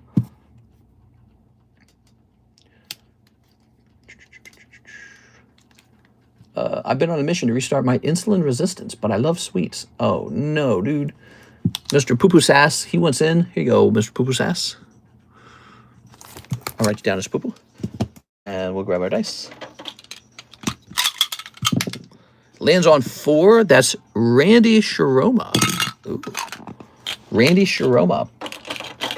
Okay. Now that was a giveaway by Mr. Mark. Oops, still got his name on it. Well, this guy's going to be very confused. Actually, maybe I can do it like this. Hold on. Because he'll probably want to know, like, why the heck did I just receive this slab? So another thing that happened, I can't find Mr. Taihua Square Cut Parasect, sadly. I'm probably going to have to refund him on that. That's another thing I need to do. Randy. I wonder what happened to it. I wonder at what point it got lost. Was it my fault? Did I do it? Was it a shipping mistake? I wonder what happened to it. There it is. Well, I bet you it's in one of these boxes around us. I didn't Panda, but it cost me $111 at the pub. Okay. Mr. Armand says he'll also take a round of shipping. No problem. So he would like to ship out as well. Okay. So let me grab this.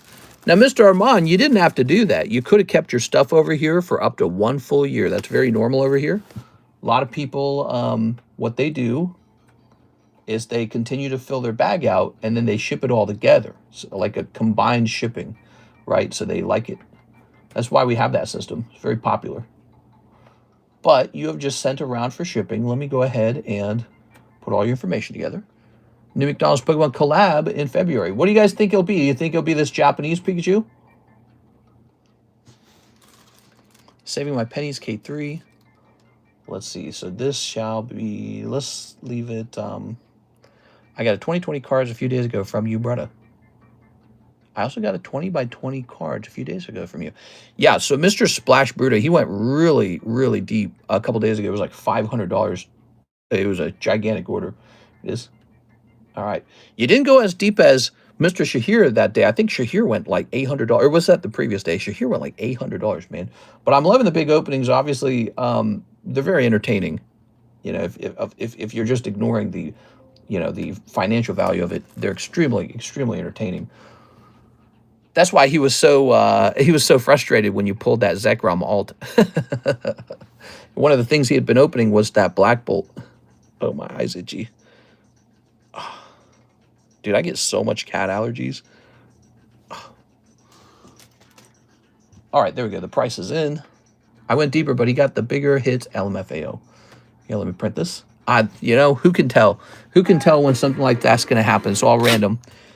It's, you know, God's choice or something, or Allah or whatever. You know what I'm saying? The fate of the gods. All right. Jumbo Pack Mystery question mark. Oh, yeah. If we have a moment, we can work on a couple things. When there's no orders in the queue, we can always try to get some work done, like pricing up slabs or creating a jumbo break, which is super popular. Let me refresh these, make sure there's nobody in the queue. It's okay. I like to see people win. Let me refresh on this. Okay, so by the way, I've been pumping this a lot because it's actually getting pretty close. Battle Styles box. Look at that. 5 spots remain. That's the box break for Battle Styles. 1 person gets the whole box. We leave it sealed unless you tell us to open it. If you open it, it'll be very fun. All right, so over here, Tim Harrison, 5 of the One Piece Japanese EB3. Okay. Where am I hiding those? Scooby Buns. Let's see. I guess we need a new box of them. Did my order come in? I sent for shipping. Yeah. Oh, did I not hit the print button on that? I actually don't remember if I hit the print button.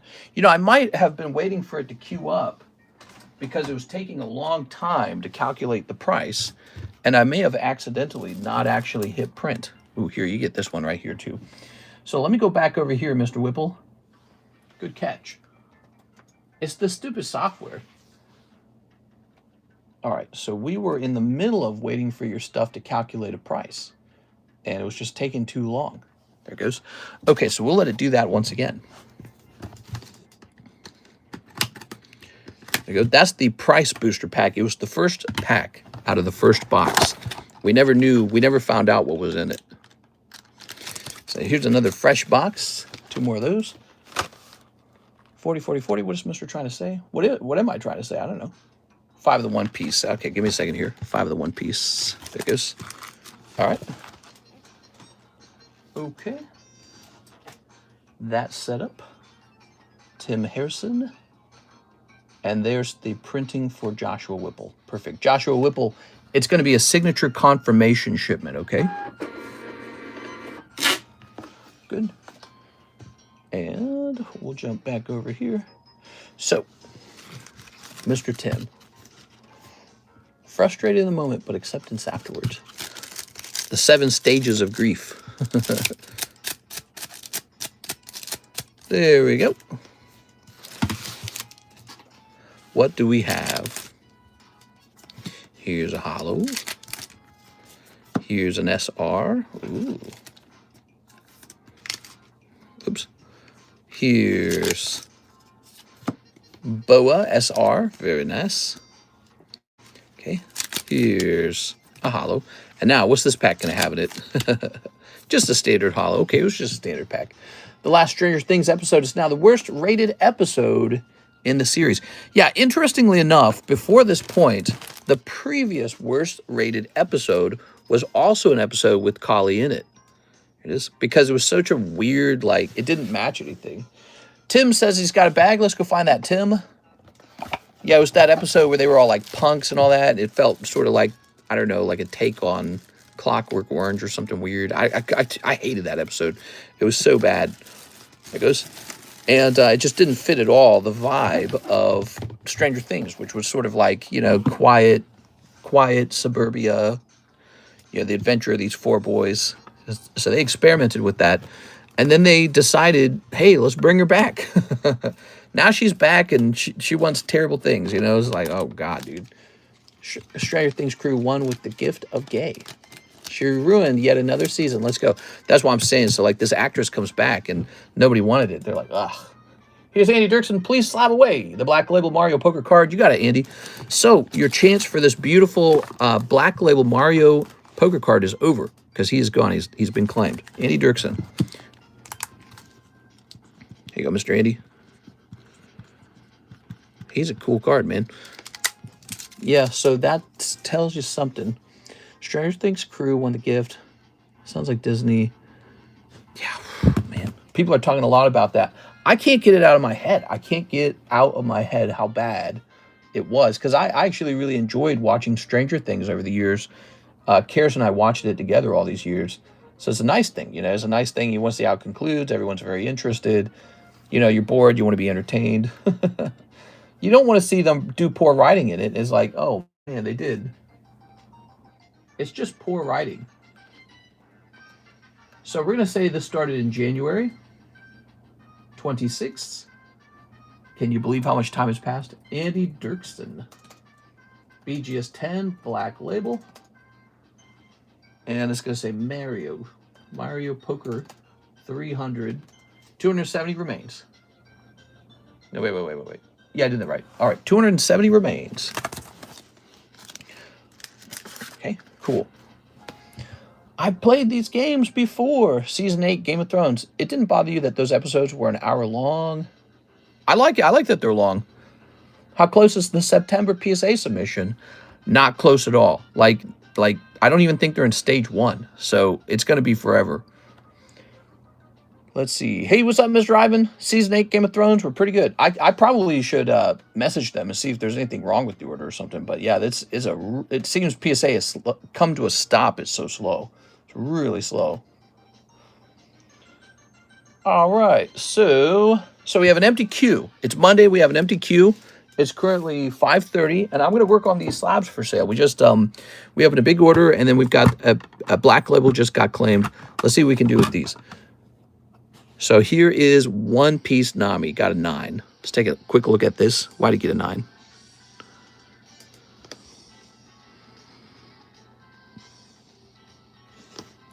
I don't know what standard they're using to grade this Nami card, but I don't see how it got a 9. Off-centering on the front, maybe? Thing is, I'm not an expert on these one-piece cards.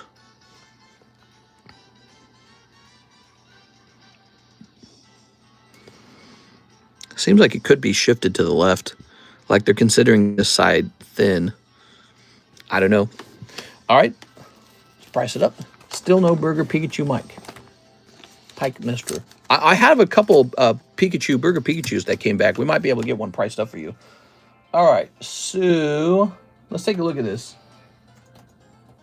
This Nami's number is 007. Whole bunch of them are 007. What's the actual name of this card?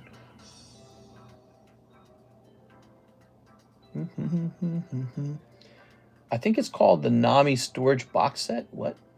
STO107C? It does say Nami C on it, doesn't it? So let's add 007C.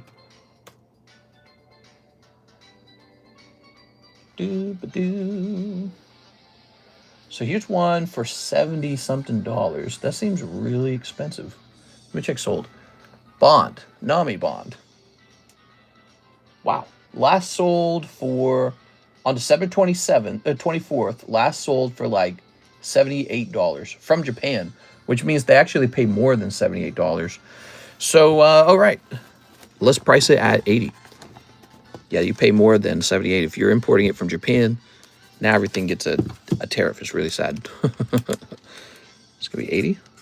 Okay. Here's this Clay Burst Tyranitar. Got a 9.5. Bummer, man. That's such a bummer. That Nami looks good. Better than the other one with her mouth open. Oh, I don't know about that Nami. Here's Clay Burst Tyranitar. I think this guy's normally like 75, isn't he? Tyranitar. 79? Is it 079? It is 079. See, I don't like when they do that. I wish they would put the full number in. If it's 079, that's the number. It's 079. But if you actually type in 079, the BGS doesn't return anything because their label says 79. That's so confusing. Can I donate you a manga Nami? I'm sorry, Mr. Turdy. I just can't accept those donations. Let's see. I would love to have one, but I just can't. Let's see. Wow, he's so cheap. $35. He's a 9.5, $35. Crazy. He'd be like 70 to PSA 10, I swear. Now, we were just having trouble with that label spilling over. So here's this Mario Stomp. I'm calling it. Nami will sell before the stream ends. The Nami cards do tend to sell. I never have any in stock because once we grade a couple one-piece cards, they sell pretty rapidly. So here's this Mario card with the label not wanting to stay in place. That's really annoying. You might have to bump that label in place. All right. And I don't know what to go off on this. So 10 playing card Mario. I think we were selling these for like $100 each previously. But they were PSA 10s, not BGS Pristines. Let me check sold. I'm going to check for any orders in the queue as well.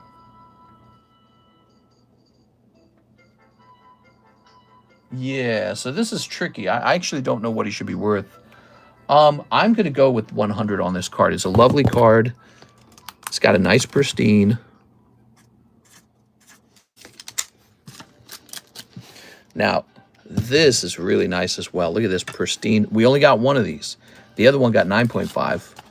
That's pristine Bowser, and it's the Joker card. Awesome. You guys want a close-up on that? Look at this card, huh?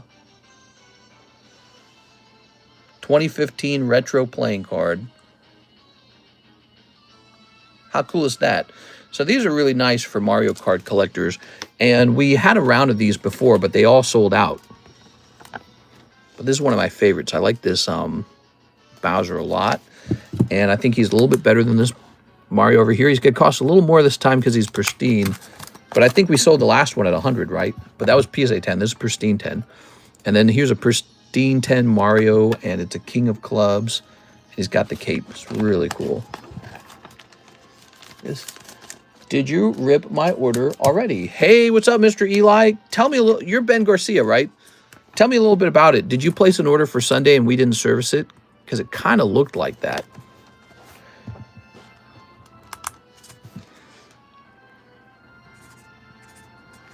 All right, set that like that. Your Ancient Origins is pretty good price.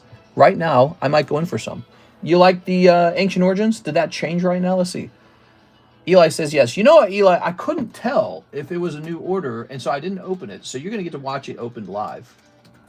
So that's awesome. Because when I saw it, I was like, I can't remember if I did this one. All right, let's take a look. Yeah, so for the Ancient Origins, we actually have a box break right here that you can join. 100% sealed box. 100% sealed box on that. Okay, let's see. All right, whatever. I don't think another one recently sold, so that's an interesting comment. Let me go ahead and take a quick look at it. Mr. Ben, Chill and Rain, I've been thinking of going back into CS. So, here it is. You ordered 5 of the Chinese 151 surprise. Is this correct? Let me know if this is correct. You're saying we didn't service this one yet? 1, 2, 3, 4, 5. One of the Japanese Terra Festival. Let's find this out. Terra Festival, everybody. How you guys doing after Christmas? You guys had a good Christmas? I had a very good Christmas. You know why? Didn't have to go to the in-laws. They didn't come over here, I mean.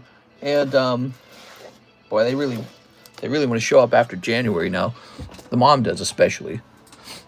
Just filling out spreadsheets while listening to the stream. Uh-oh, correct. All right, so we're going to fill this out then. We're going to get this done. There's the Terra Festival. Okay, Terra Festival. And a custom payment for the Ancient Origins box break. So $40 for the box break.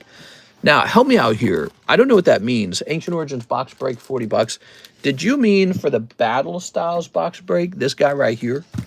There's a Battle Styles box break going on, but there's not an... Oh, maybe you meant the pack split. Did you mean the pack split? Oh, he could mean the pack split. But that ended, didn't it? Yeah, the pack split is over. We actually have to pick a new pack split out. Making my way to work right now. Yeah, I'm not sure 100% what you meant by $40 for Ancient Origins box break, Mr. Ben. Maybe you can explain it a little bit. We do have a box break going on, but it's $230 per pack for that. And there's some serious business right here. Submitted for the Ancient Origins break as well. Yeah, I'm not sure what that one means. Ow, my arm, dude. All right, let's start out with getting these open right here, okay? Look at that. Nice. Turn this down a little bit. Oops. I got Amy delivery. Thanks, Broski. I think it means I got my delivery. No problem, man. I'm glad to hear that. All right. 40 is close to 230. Just give it to him. I thought it was 40. My mistake. Loss. It's 230. Now, we did have a booster pack break, and that was like $23 per spot or something like that. But I think that... Did that end? I think that ended. Here we go. We'll write you down for $40 left over, okay? Now, we do have a $40 box break, but it's Battle Styles. It's a different Pokemon box. It's this one right here. So you might have been thinking of this guy right here because I kept showing him off. He's halfway done, so he's getting pretty close. And it's a pretty big deal anytime a box of Pokemon cards coming to an end. There's no pack breaks right now. What's their big pull in that AO pack? I don't think there was. Was there? I can't remember. Just put that over there. I think it was a cool card, but it was off center, and so we speculated that the non-holo Eevee was the best pull. What's the point of Battle Styles? So Battle Styles has a number of alternative arts in it, but most importantly, it's got Tyranitar alternative art, and it's also got Empoleon alternative art. 2 cards people sometimes overlook. All right, Mr. Ben. I can go in for that. All right, perfect. That's what we're going to do. We're going to set you up for the Battle Styles break. So Battle Styles is up to 6 out of 10 now. There's 4 spots remaining. Yeah, alternative art Tyranitar, alternative art Empoleon. There we go. The AO pack was a dud. There it is. And this goes over here. Good luck in there. Yeah, we need to pick out a new break, don't we? Maybe how about a tops break? Would you guys like a tops? Maybe like a Series 1 tops break? That'd be an interesting one. Box topper, Battle Styles. Here it is. Lovely. Empoleon is desired. Yeah, but Empoleon. Actually, was curious about Empoleon. He's one of the starter evolutions, and he doesn't get a lot of cool cards. So Battle Styles was one of the situations where you could finally get a good-looking Empoleon. All right, ready? So, yeah, every Empoleon I've had has sold. I don't have any left. Okay, we've got Cobalion or something like that. Future Cobalion. Can you show off new breaks? I don't know of any new ones. Currently, I don't think there are any new ones. There's just the Zapdos and the Heartbreak break. Here's Jolteon. Let me show you the... here it is. So this is the Destined Rivals break right here. See that? And it's for a reverse holo stamp Team Rocket Zapdos. I'm a big fan of Destined Rivals. I think I bought like, it must have been like 8 cases or something like that. I've got them all stacked up. And so I'm a big fan of that set because I really like the cards inside. I like that it's a rocket set. Here's the deal with that Zapdos. Ooh, yeah, Master Ball. Nice. Master Balls in 151 are actually rare. So this is hard to pull. So that's a promo card. That Zapdos is a promo. And they're going to reprint Destined Rivals, but they don't reprint the promos. So this card could end up being pretty rare compared to the rest of the set. It could end up being really low population you know, as a modern card. You know what I'm saying? All right. Oop. Tossing this. Oh, the Prismatic Jolteon is gone? Yeah, Prismatic Jolteon is gone. He actually got bought outright.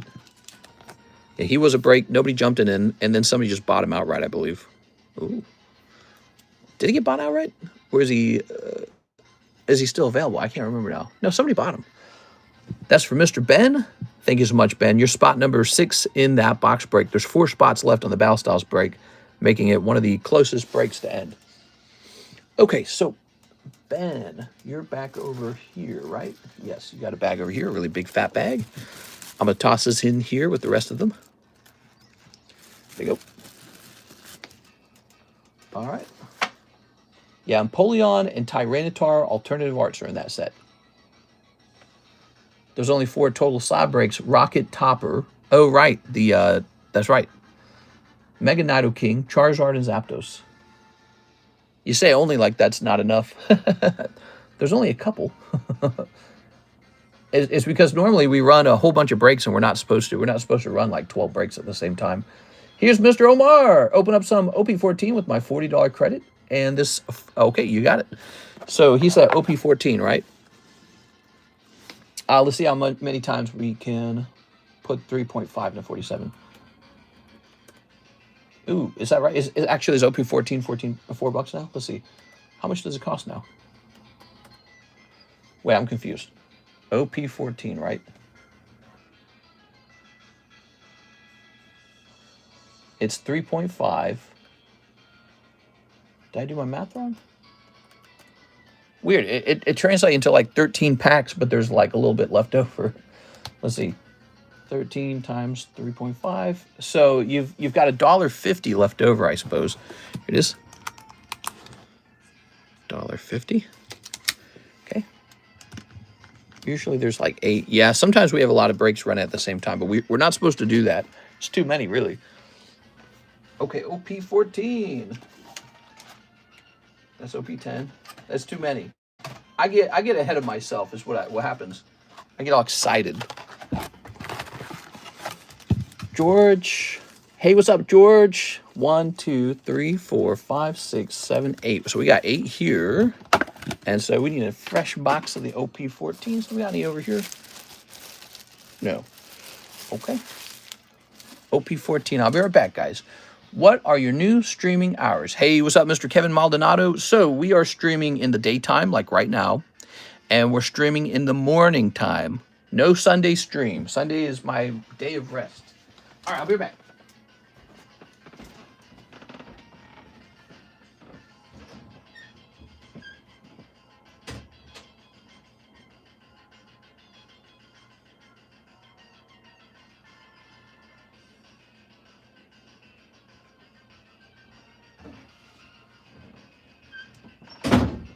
All right, here we are.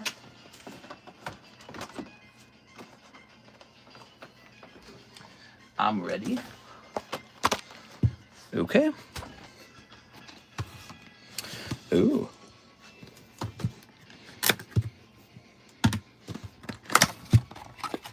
Let's count this again. It was 8, right? 1, 2, 3, 4, 5, 6, 7, 8. 8, 9, 10, 11, 12, 13, 14. There's 14. Very nice. Okay, we got 14. Ooh. Snipping these. So OP14. We need lots of mangas from these. 2 of them. Manga God Pack. 1 of every manga in it. Snipping this. We're on to the new cases of OP14.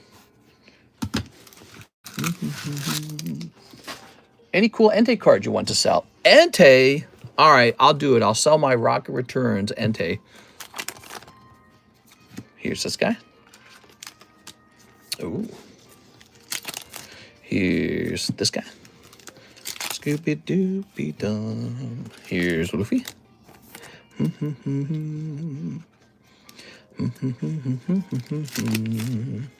Here's a hollow. Here's a hollow. Here's a hollow. This is also a hollow. Oh, look at this Nami, dude. All right. Imagine Luffy using 3rd gear on his dit. What? What are you talking about? Okay. 3rd gear. Here's a hollow. Here's the Dawn card. Okay. Boop. And a hollow.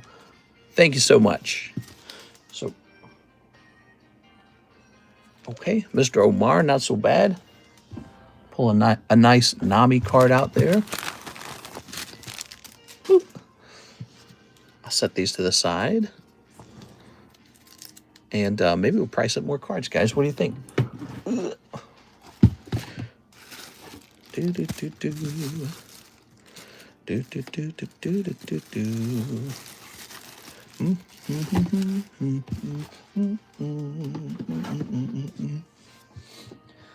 How about Mr. Gabriel? Battle Styles box break. Yo, that's getting real close.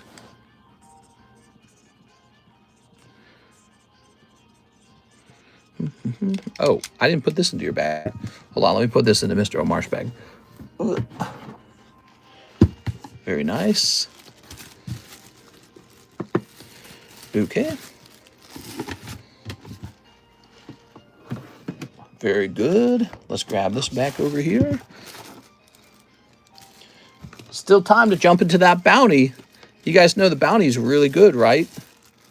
So the month of December had a special bounty. It has this expensive poker card in it. Niv Nami card buddy. Nice. Look at that. So this is the bounty. It's a $300 King of Clubs Lillian Solgaleo. Pop 23. Really rare card.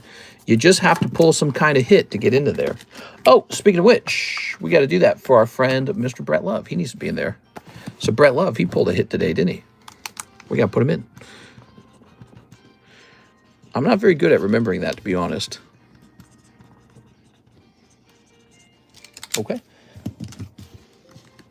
He used Gomu Gomu No Elephant Dit to defeat Big Mom. Yeah, No Elephant Dit. Bounty. Do, do, do, do. This music is so catchy. This is what, Smash Brothers Mother 2? Oh yeah, I love that song. Very clever. Okay. We had all these cards come back. Look at this poor thing. Man, that got a 9.5. I almost feel like I'd be better off just cracking all of these and cross grading them to PSA. Like, yes, it will cost a whole lot more money to grade it twice, but I bet the difference between a 9.5 and a PSA 10 is humongous. Here it is. Oh, God, dude, this is so bad. The cards are so rare too, by the way. Silver Deck Part 2, extremely rare. Let's see.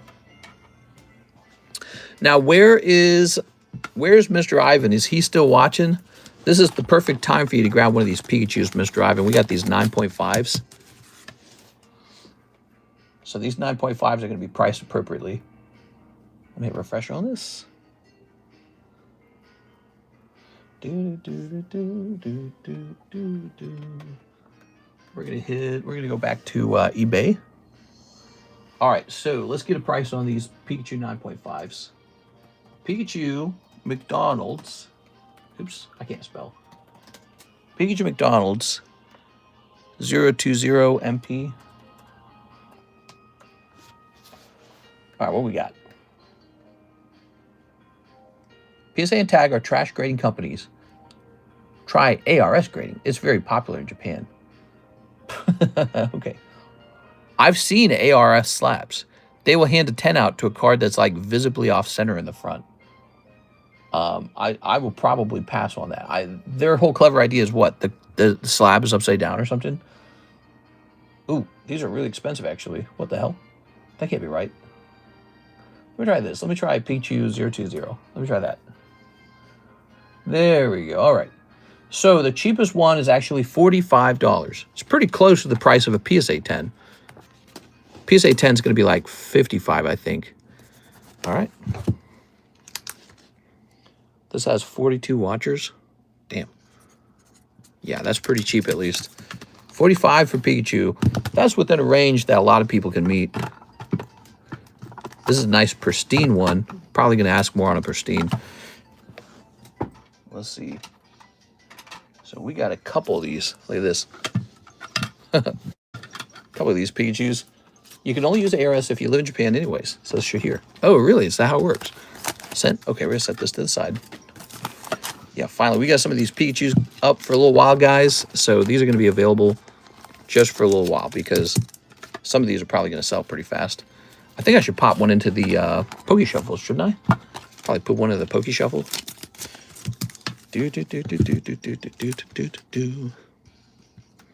Just write 45 on the front on it like that. No, I can have a sticker. Let's give it a sticker.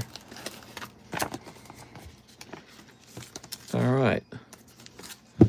I must have submitted these so long ago. September. Back in September. Okay.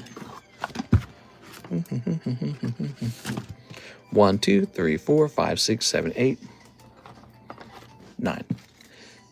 Okay. This is going to say McDonald's. No, I don't like that. Let's just call it Burger Chew.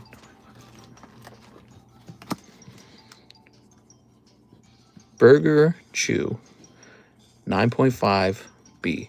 There goes BGS. All right. So what do you guys want to talk about today? Tossing this over here. Yeah, when it comes to ARS grading, they're like a brand new grading company in Japan. And they have like a certification card and all that you get. But here's the problem. I looked at some of their like high-end cards that they graded because those would be the ones I'm interested in. And they just handed out these fake high grades. And I was like, oh, disqualified. You know, like I'm not even slightly interested after that. I saw some that were like so badly graded 10. Like, they shouldn't have been graded 10 at all. And it's like, they gave them 10s anyways. I was like, ooh.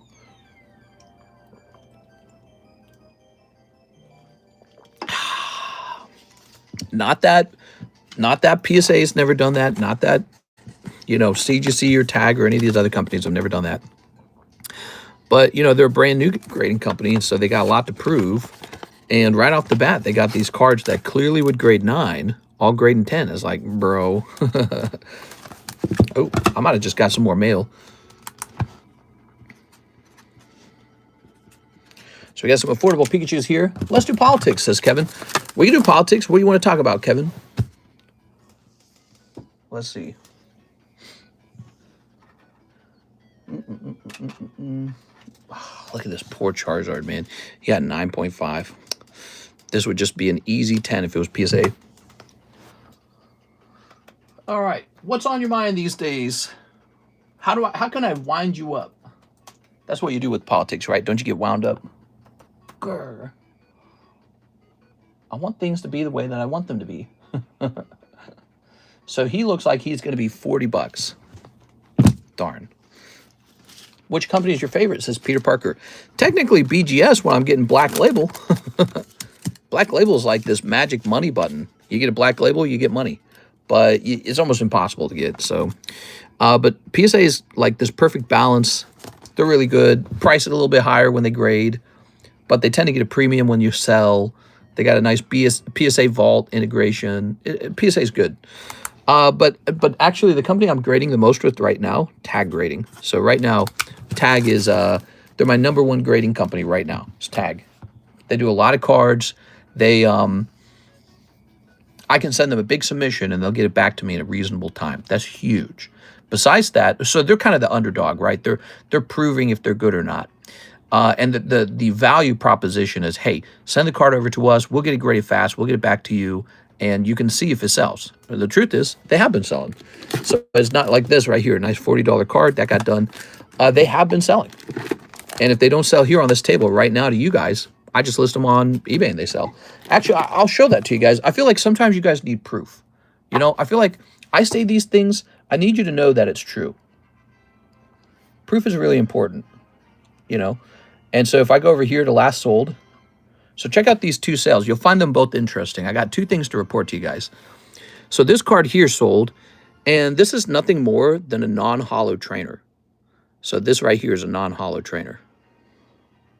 Let me click on this real fast. Oh my God. There it is. Look at that feedback, huh? 99.9 with 6,000. That's pretty good. I tell you guys this all the time. Just because you got a trainer card does not mean that everything is over for you. If you take your time and you're patient with it, some trainer cards are worth a lot of money. So here's an example of a trainer card catching me $75 at the sale point. And while that's not a remarkable money after eBay fees and after shipping fees and after the cost of grading, it's like enough that it might be in the $35 range of profit. And that can cover a cost. You know, like let's say you were in a break. Up here on this table, you got into a break and you ended up pulling just like some derpy trainer card. Well, if it can grade 10, don't give up on it. It actually might pay for its own spot in the actual break. It might be that valuable. Now, the other one we got right here, this is another item that just sold. And you'll see it's for a pretty slim margin, but it's this guy right here. We got this Giratina 10, sold for 35. He's more like an experiment, you know, right? Like he's just some V card. He's not even like a V-Star. That's a low-grade card. I mean, it's not a valuable card at all. But my cost to grade this was lower because I have a contract with Tag Grading for cheaper grading.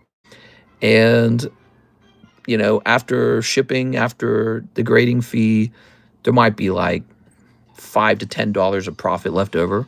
But consider this. I would never get this card sold for $5 to $10. It's like $1 card at most. So to jump from $1 to $10 potentially in profit, it's fascinating. It's also fascinating that it could have graded pristine, but then again, sometimes it's going to grade 9. And it really comes down to how hard I want to work on taking these low value cards and double checking them to make sure they'll actually get a 10. And I don't really have a lot of time to do that, especially if all I'm earning is like $5 to $10 of profit per card. And they do actually have to sell too. Like somebody actually has to buy them. But I wanted to show you guys that because it's a fascinating thing. And yeah, it's just really cool to observe that kind of stuff. I've been selling all kinds of cards lately. I sold this CGC coin for $210. I sold this PSA 10 energy retrieval. I sold a SpongeBob card for 30 bucks that had been sitting on the table for a while. Look at this one. This one's interesting too, actually. So I sold this like a week ago. So that is English Shuckle getting a 10 there, selling for $84 in a tag slab. Just Shuckle. You know, it's not Charizard or anything. But so there you go. So, you know, the tag slabs are selling. And it depends on what card it is. Sometimes it's not, you know, popular. Like this is what, Dolive. Doliv's not going to sell fast. That's just how it is. Logan's 5 million PSA 8 auction should be interesting. You guys talking about that? Let's see. ARS 10 Plus are pretty good. It's the regular ARS 10s that are dookie. Let's talk about how I need PSA to lock in. Can we talk about Logan Paul selling the Illustrator? He's selling his Illustrator. You know, if you think about it, he already kind of wanted to do that. That's why he tried to do the fractional sales. He tried to sell his card fractionally to everybody. So he already wanted to just make money on it. He's the ultimate Pokemon rip and flipper. All right, let's see what we got here. We got Mr. Ivan Rodriguez. Hey, all right, Mr. Ivan. So you got one of these Pikachus. Very cute. There it is, guys. Yeah, he's pretty dookie. I'm probably going to list these guys right here up on eBay because the way I see it, $60, no one here is buying Dollar for $60. That's definitely an eBay kind of card, you know what I'm saying? That's an eBay kind of card. Same with this Cleaver. Like, I've never seen Cleaver sell really well, but if you can go for 40 on eBay, the profit is there. So these might go off to eBay. Oh, I thought I had an eBay box. There it is. Earthworm slab so hot they can't stay on the table. That's right. That's not a trainer. I mean, it's kind of a trainer. Yeah, to me, it's a trainer. All right, Mr. Gabriel says he'll take one of these Pikachus real fast. Here you go, Mr. Gabriel. Thanks, man.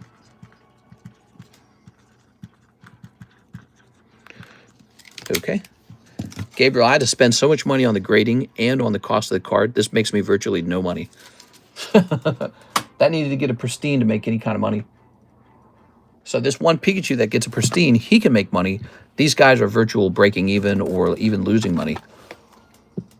I think they lose a small amount of money each. Of course, the Pikachus used to cost a lot more back then. The Pikachus, they'd sell for more and they cost more to acquire. Let's see, grading life. Yeah, it's a gamble. Grading is a gamble. But if you work hard at it, you get better at it over time. All right, the queue is empty. There's nobody in the queue. Let me go ahead and rotate these slabs to the front. We got this Charmander Old Maid. We've got this. Did you see that catch? There's that hair cross. Oh, I'm getting a message here from Kiris. Hold on, let me see. Is that from Kiris? Oh.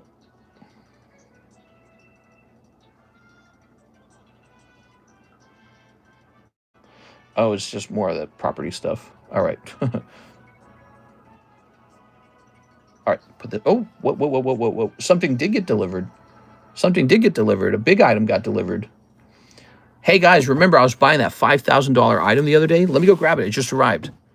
It's in. I'm going to go grab it. We got to see if it's real.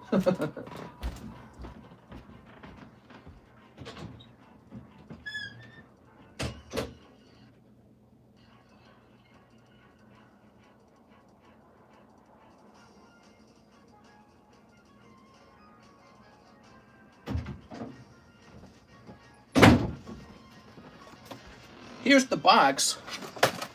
My immediate impression is that it's not heavy enough. So here's the box. That doesn't feel like it has a slab in it. Does it really have a slab in it? I felt that the slab was too cheap.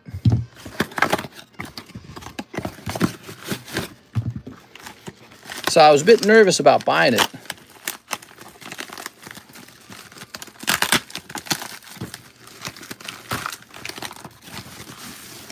There is a slab in here. It just felt really light. Oh, there it is. Psyduck. All right. So I'll pop this back in here for the moment. Okay. Where's my little black light?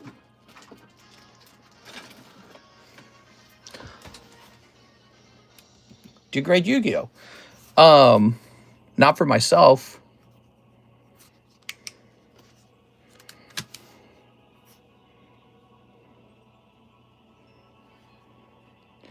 You can see it. See it? Does that show up on the back? I don't know if there's something on the back too. I don't think it is. But yeah, you can see there's the blacklit PSA logo. Seems real. It's such an expensive card. You want to take some time and guarantee that it's what it claims to be. Graded in the 9s. So, or the cert numbers in the 9s. So another trick we can use, we can find a slab from the 9s time period and kind of compare it real fast. Do I have one nearby? Here's a 9-8. So this is recently graded. How nice is that?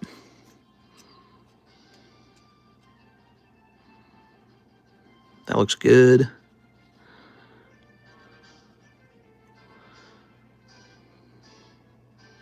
It looks pretty real.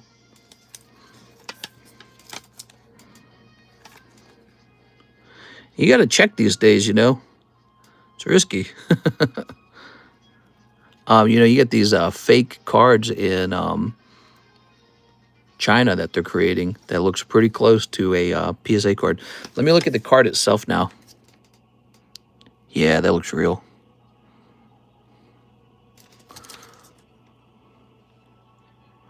Cool, so it's just a guy getting rid of his Psyduck. It didn't go through eBay authentication? No. This one was a direct sale. I also think that's why it didn't sell immediately. But, you know, back in my day, there was no eBay authentication back in the day, so all the cards that you collected were collected this way. So it doesn't scare me. And, you know, you're leaving an opportunity on the table if you're not really willing to risk it all, I suppose. I don't know. Wow, that's a really clean card.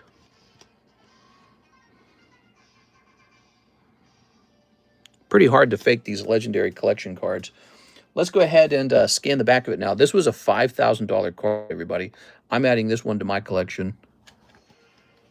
I don't know if you knew this about me, but I'm a pretty big fan of the legendary collection. Population 44. Let's take a quick look at the picture here and identify a unique identifier on the card.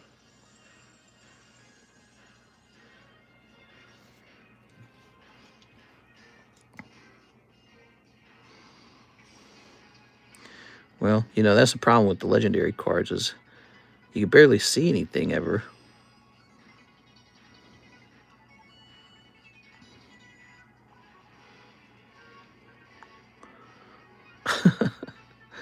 It's really hard to, you know, it's hard to verify from the pictures on their website because it's so hard to see anything. Let's check the back. How about that? Wow, it's a really clean copy.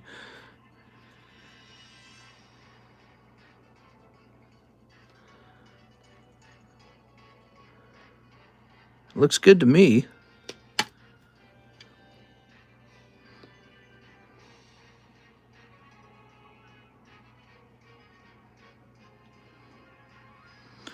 The one on the website is so clean that it's okay. There we go. We got an identifier. So right here on the website, you got this dot over the M. See that? Right over the M. And then there it is on the card here. There it is right over the M. There's the dot. So it is the same card as the one in the photo. That's it. We've kind of authenticated ourselves here. I'm good to go on that. I'm very happy with that. What do you guys think of that? The number on the side is normal. It looks good to me. Oh yeah. How about that, guys? You like my new Psyduck? Only $5,000. Cheap and affordable. All right, there he is. Well, me there. Ooh, SpongeBob over here. Is it going to the vault? I might keep this one on me. I mean, we got a vault here too, right? So, but there's the PSA vault and then there's the at-home vault. And it might stay here with me because I just like them so much. There you go. I know Miss Jennifer Yap appreciates Psyducks, but I've been watching Psyducks for a long time now. Psyduck's kind of this Pokemon that does unusually well as a long-term hold. And he's just one of those highly sought after Pokemon. Remember, he was in the anime a lot. There we go. Where's my legendary collection? There we are. I wish I had more legendary collection 10s, but I just don't. There are cards in the legendary collection I wish badly that I collected, but I just did not.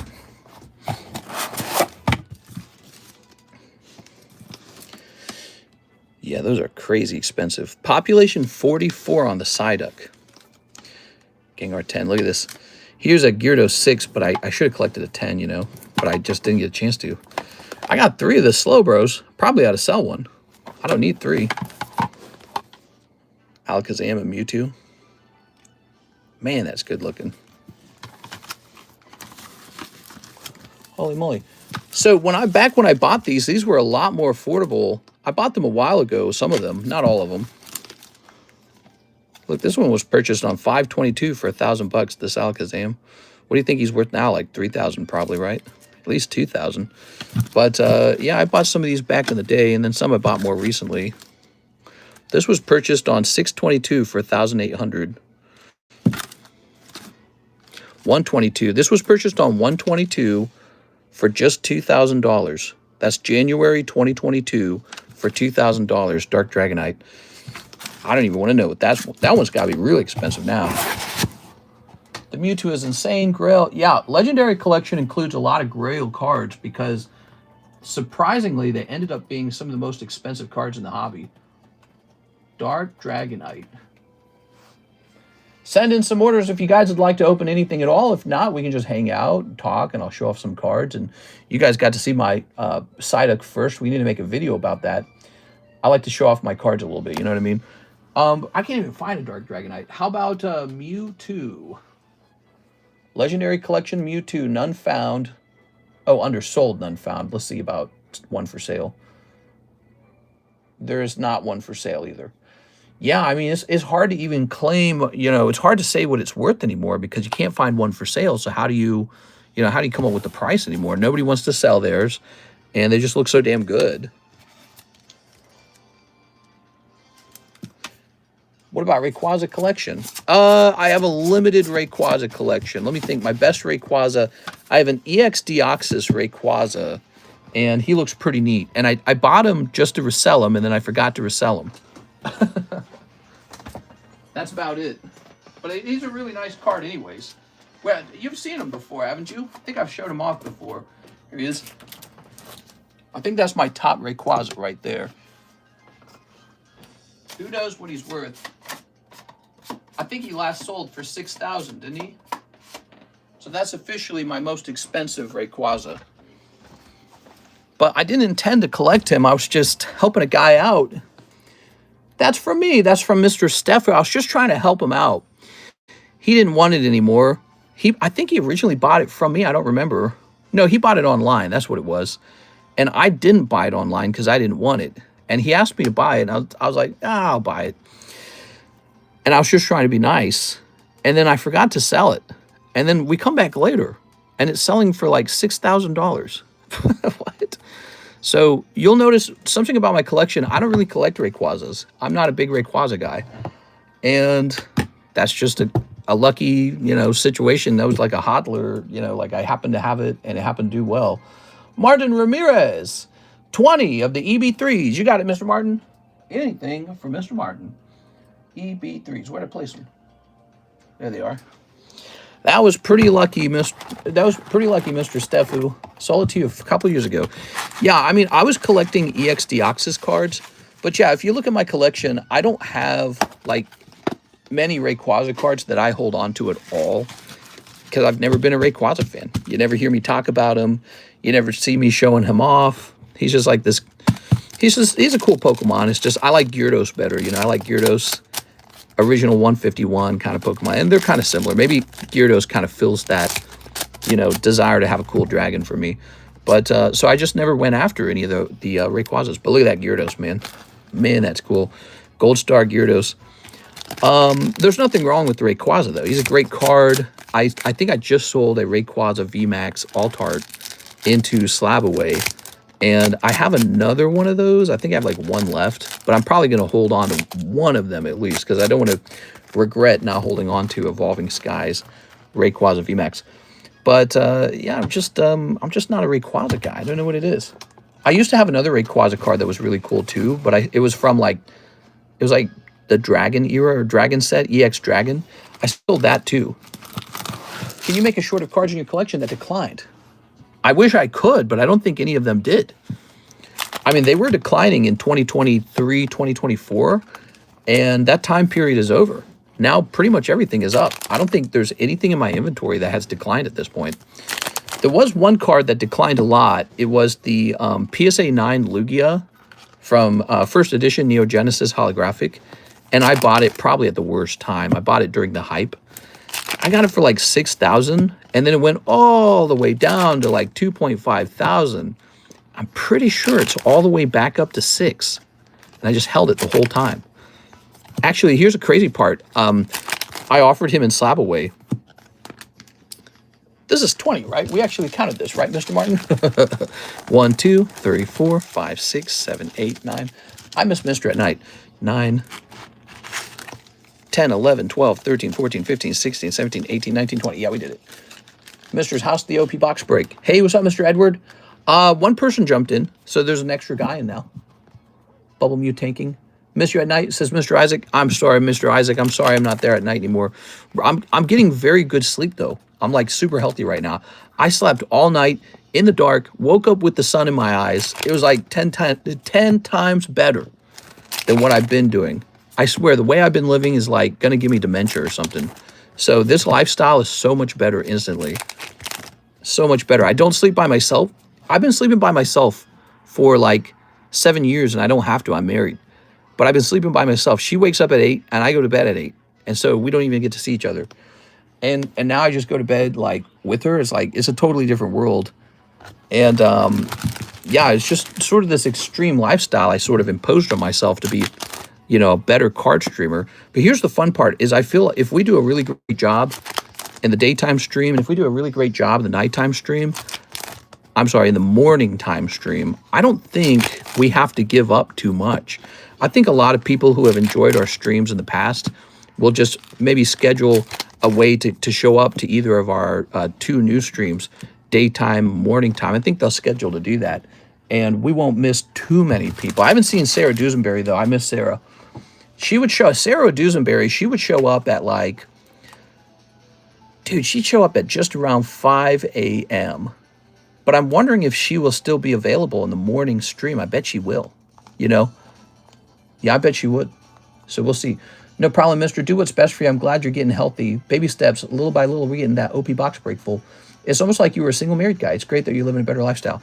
Well, yeah, I mean, it was an extreme lifestyle for sure. Yeah, it was so bad on the weekends. She would wake up at 8 a.m. It's Saturday. Let's have fun. So she wakes up at 8 a.m. and then I go to bed at 8 a.m. And so she just sits in the family room and does nothing until 4 p.m. when I awake. And the day's already over. You know what I mean? And so it's just a terrible way to live. We did that for 4 years. And I did that basically because I just wanted to make money. I was like, well, this is more optimal. It makes more money. You know, oh, well, you know, people, they shop at night. And I bet that that's not even true. I bet that we're going to get decently similar sales after a while, after streaming morning for a while. And people will just get used to a morning time show. And it can still be a lot of fun. We can still talk about life. We can talk about what's going on in the news. We can talk about celebrities. We can do movie reviews, whatever you guys want to talk about. I love talking. So it'll just be more like a morning show. And guess what? In America, morning shows are pretty popular anyways. So I think we're going to be okay. But yeah, 6 years of doing the nighttime stream and then poof, one day just ending it. It's kind of rough. It's kind of rough. This stream's going to be great when I'm in America. That's actually exactly what I mentioned. I mentioned CS Men won't like the stream because of the really different streaming times. But it's funny, if you're coming over here to do some stuff in New York, some college education, it's going to fit right into your schedule. Did you see the guy who fought Jake Paul was in a deadly crash today in Nigeria? Yeah, that's such a catchy title because you think, did he die? But actually, he lived with minor injuries. So he's doing okay still. However, like 2 of his best friends died in that car crash.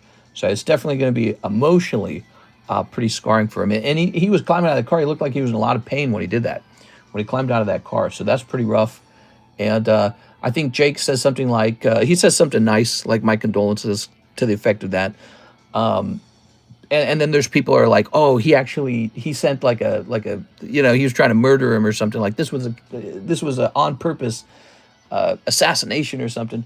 Carlton Wicks, 1 Pokey Shuffle, 20 towards the Rayquaza. You got it, Mr. Carlton. All right, Mr. Carlton. SpongeBob looks faded as F from this angle. Does he? Faded in a different, yeah, maybe he's had too much of the magic mushrooms or something. Look at this. That is a cool card. This came back in our tag submission, these beautiful SpongeBob Magic the Gathering cards, and I did not bother pricing them, but I think that these are going to be pretty popular, especially if we offer like a break of them. Do you have any Gengars that could be put into Slab Away? I'm sorry, everything you see in the expensive Slab channel is what I got, okay? That is all I got. So right now, limited Gengars, very limited. All right, so Carlton Wicks, $20. Notably, we have been getting lots of sales, but fewer Slab Away sales. Fewer people are using Slab Away. I mean, somebody just used it today. Andy Dirkson's using it to take this awesome Black Label Mario Stomping on Dry Bones card. But I think the problem is that we just don't have enough good cards for Slab Away right now. We don't have enough. We run out of them. We just have like a handful left. And so what are people even going to put into Slab Away? There's so little to choose from anymore. It's almost like it was too effective. It actually, everything that was good got bought, and there's just a handful left of kind of experiment. It's not like they're bad, but it's like they're more niche, right? Like here are some of the cards that are available for Slab Away that you might be interested in, like this Frostlass. There's nothing wrong with the Staff Frostlass. It's a cool card. Crystal Guardians Wigglytuff, you know, it's Wigglytuff. This is maybe overpriced, but is it? It's a good question. Here's a Black Label, but I want some serious money for it. $2,000, Garchomp Level X Black Label. Here's another Dusclops. Here's a Topps card. People are a little hesitant over the Topps cards, I find. $240 for a Vintage 10 is nothing, especially when you consider it has like sharp corners and edges. I mean, these are so hard to grade. Pop 5 Clefable. It's truly rare. Here's what's interesting about this card today. Could be underpriced if they release another top set. So this is like one of those will they, won't they kind of cards, kind of like the McDonald's Pikachu right now. McDonald's Pikachu, they're going to do a promotion with the English McDonald's, right? Well, if they release Burger Chew, that guy's not as valuable anymore because he's going to be printed more. Although I think he's just a very popular artwork, so he might do okay anyways. But, you know, obviously a reprinting would be bad for the value. Now, for this, if they do print a new top set, this goes up in value, because it brings attention to Pokemon Tops, and people go, wow, I was collecting the new modern ones, maybe I take a look at the old ones. Electivire, I really am selling them for $7.4 thousand to an interested buyer. Yellow Poker Jack of Spades, which is extremely good. It's rare, Pop 16. That's Trainer Red from the mangas. And yeah, this is the only version of the card that looks good. This in the blue deck, because it doesn't have the camo in the back. Here's a Geodude Legend Maker Reverse Holo. It's a great card, $500. Red Label Aerodactyl, I'm willing to give them up, but only for 2.4. So, you know, there are some cards available in the Pricey Slabs channel. There's more than this. If you go over there and look at the channel, there's more than that. But yeah, there's just less than there used to be. It's harder to find something that's really, really good. The red labels were smart for you, though, at the time. Yeah, red labels did well. Not all of them, but many of them did. Red Label Slabaways ended up working well for you and the buyers. Yeah, it really did. It really did. And now we don't know where the hobby goes, so I'm a little more hesitant to do more of the red labels. I don't want to buy a bunch of inventory, make you sort of agree to a today price to be paid down over time just to find out that, oh no, they actually fell in price. So I don't want to do that to you guys or to myself. Christopher Fenton, he says, one Japanese deck. Oh yeah. Hey, what's up, Chris? One Mega Charizard break. Oh yeah. Mega Charizard on the move. And 3 of the Korean Infernos. Ooh. Oops. Oops.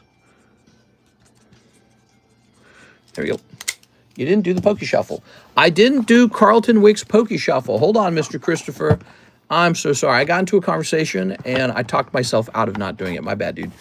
All right, here we go. We got 1, 2, 3. Flipping this over. Boom. 2 live. That's not bad.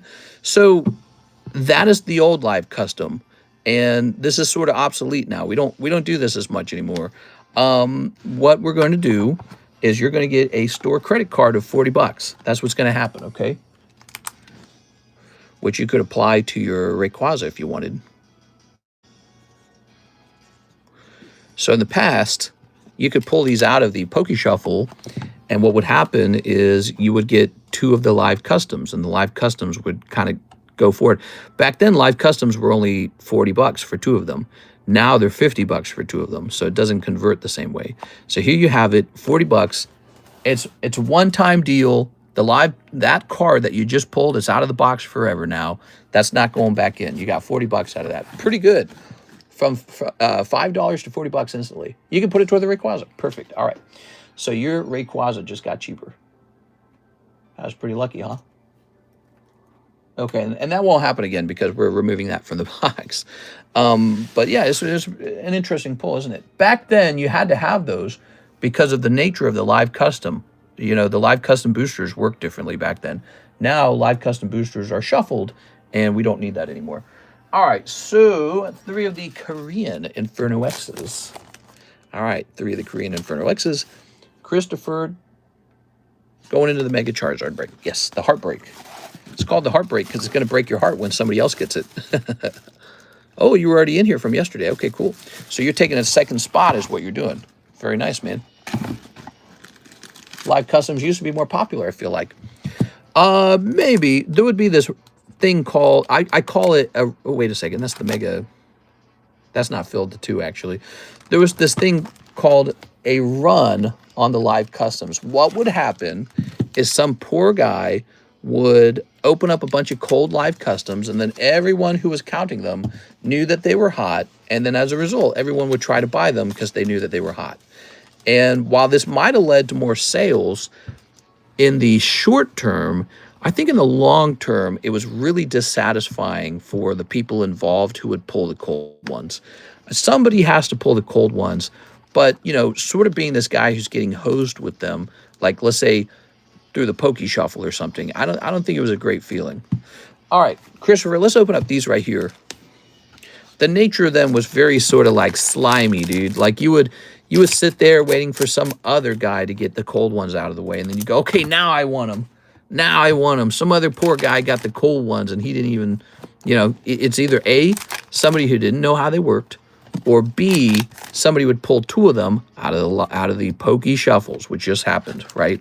So it'd be somebody pulled 2 of them cold out of the Poke Shuffles. Some guy with an Excel sheet would write it down on his Excel sheet.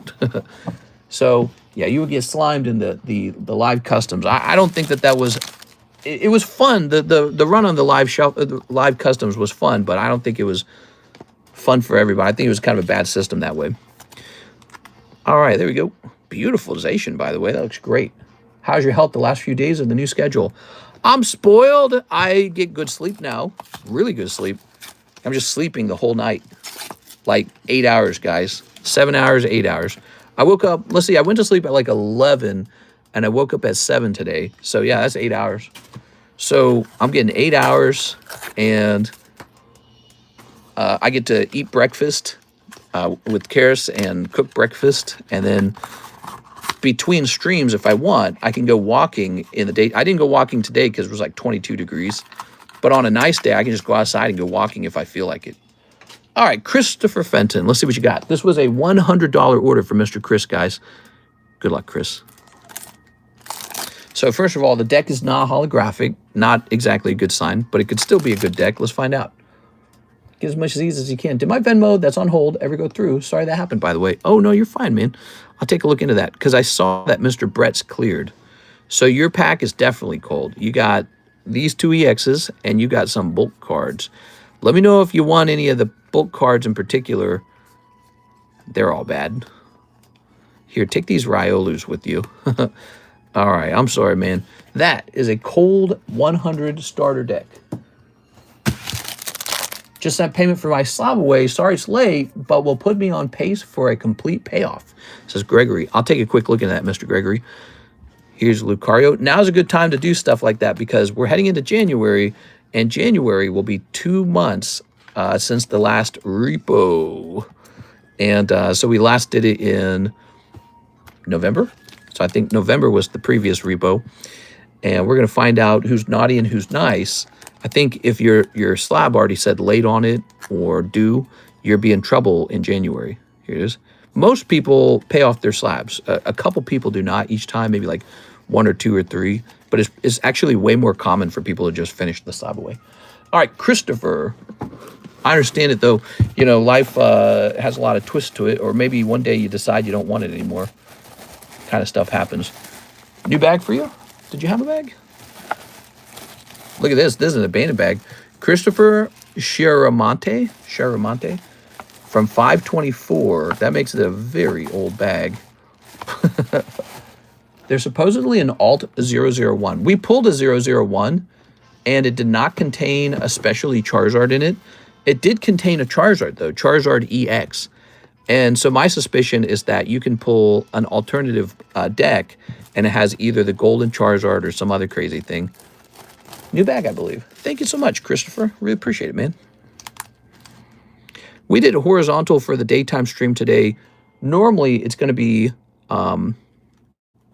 I'm sorry, I said that backwards. We did vertical today, and then I was going to say normally it would be horizontal. But we did vertical because we hadn't done vertical in a little while. The morning streams are going to be vertical streams. I might as well say 126 at this point. I think Alexis just got here. The payment that's on hold is tore my slab away. I'm sorry that happened. No, it's not a big problem. That kind of stuff's pretty regular. I run into it all the time. Just as long as we keep an eye on it and everything goes through nice and smooth. Let's just see real fast. So, Venmo, right? Yeah, we had a... there it is. So there's $100 left. It's you, Mr. Jared. And Mr. Brett's just cleared like a couple days ago, actually. Like 5 days ago, I think. All right. Thanks for paying attention to it. Let's see what else is going on. So we have an order from Gregory Carvajal. I used to use a layaway at TJ Maxx back in the day. Now I use slab away. All right. Gregory says, for the Magikarp PSA 10, sorry for the half payment late. No, I don't think it's a big deal, man. Let's see. So Gregory is over. Here it is. PSA 10. Nah, you're fine, man. It's not a bad thing. It's not a bad situation. It's actually a cheap card. Minus 90. Oops. So it's 155 minus 90. Which leads to $65 left. Nah, you're on track, dude. Yeah, so there's not like specific tough rules like you have to do $31 a month. That's too much for us. We have a general rule that says have half of it done by the 3-month mark and then have all of it done by 6 months. And I don't really care what you do in between there. Some people fail to pay it off by the halfway point, but what I check for, did they make any payments in the first 3 months? Did they make any attempt to pay it off? One of the things that does cause it to get pulled back is if 3 months go by and there were not even one payment on it 3 months. Then we go, okay, you've forgotten about this or you changed your mind or whatever it is.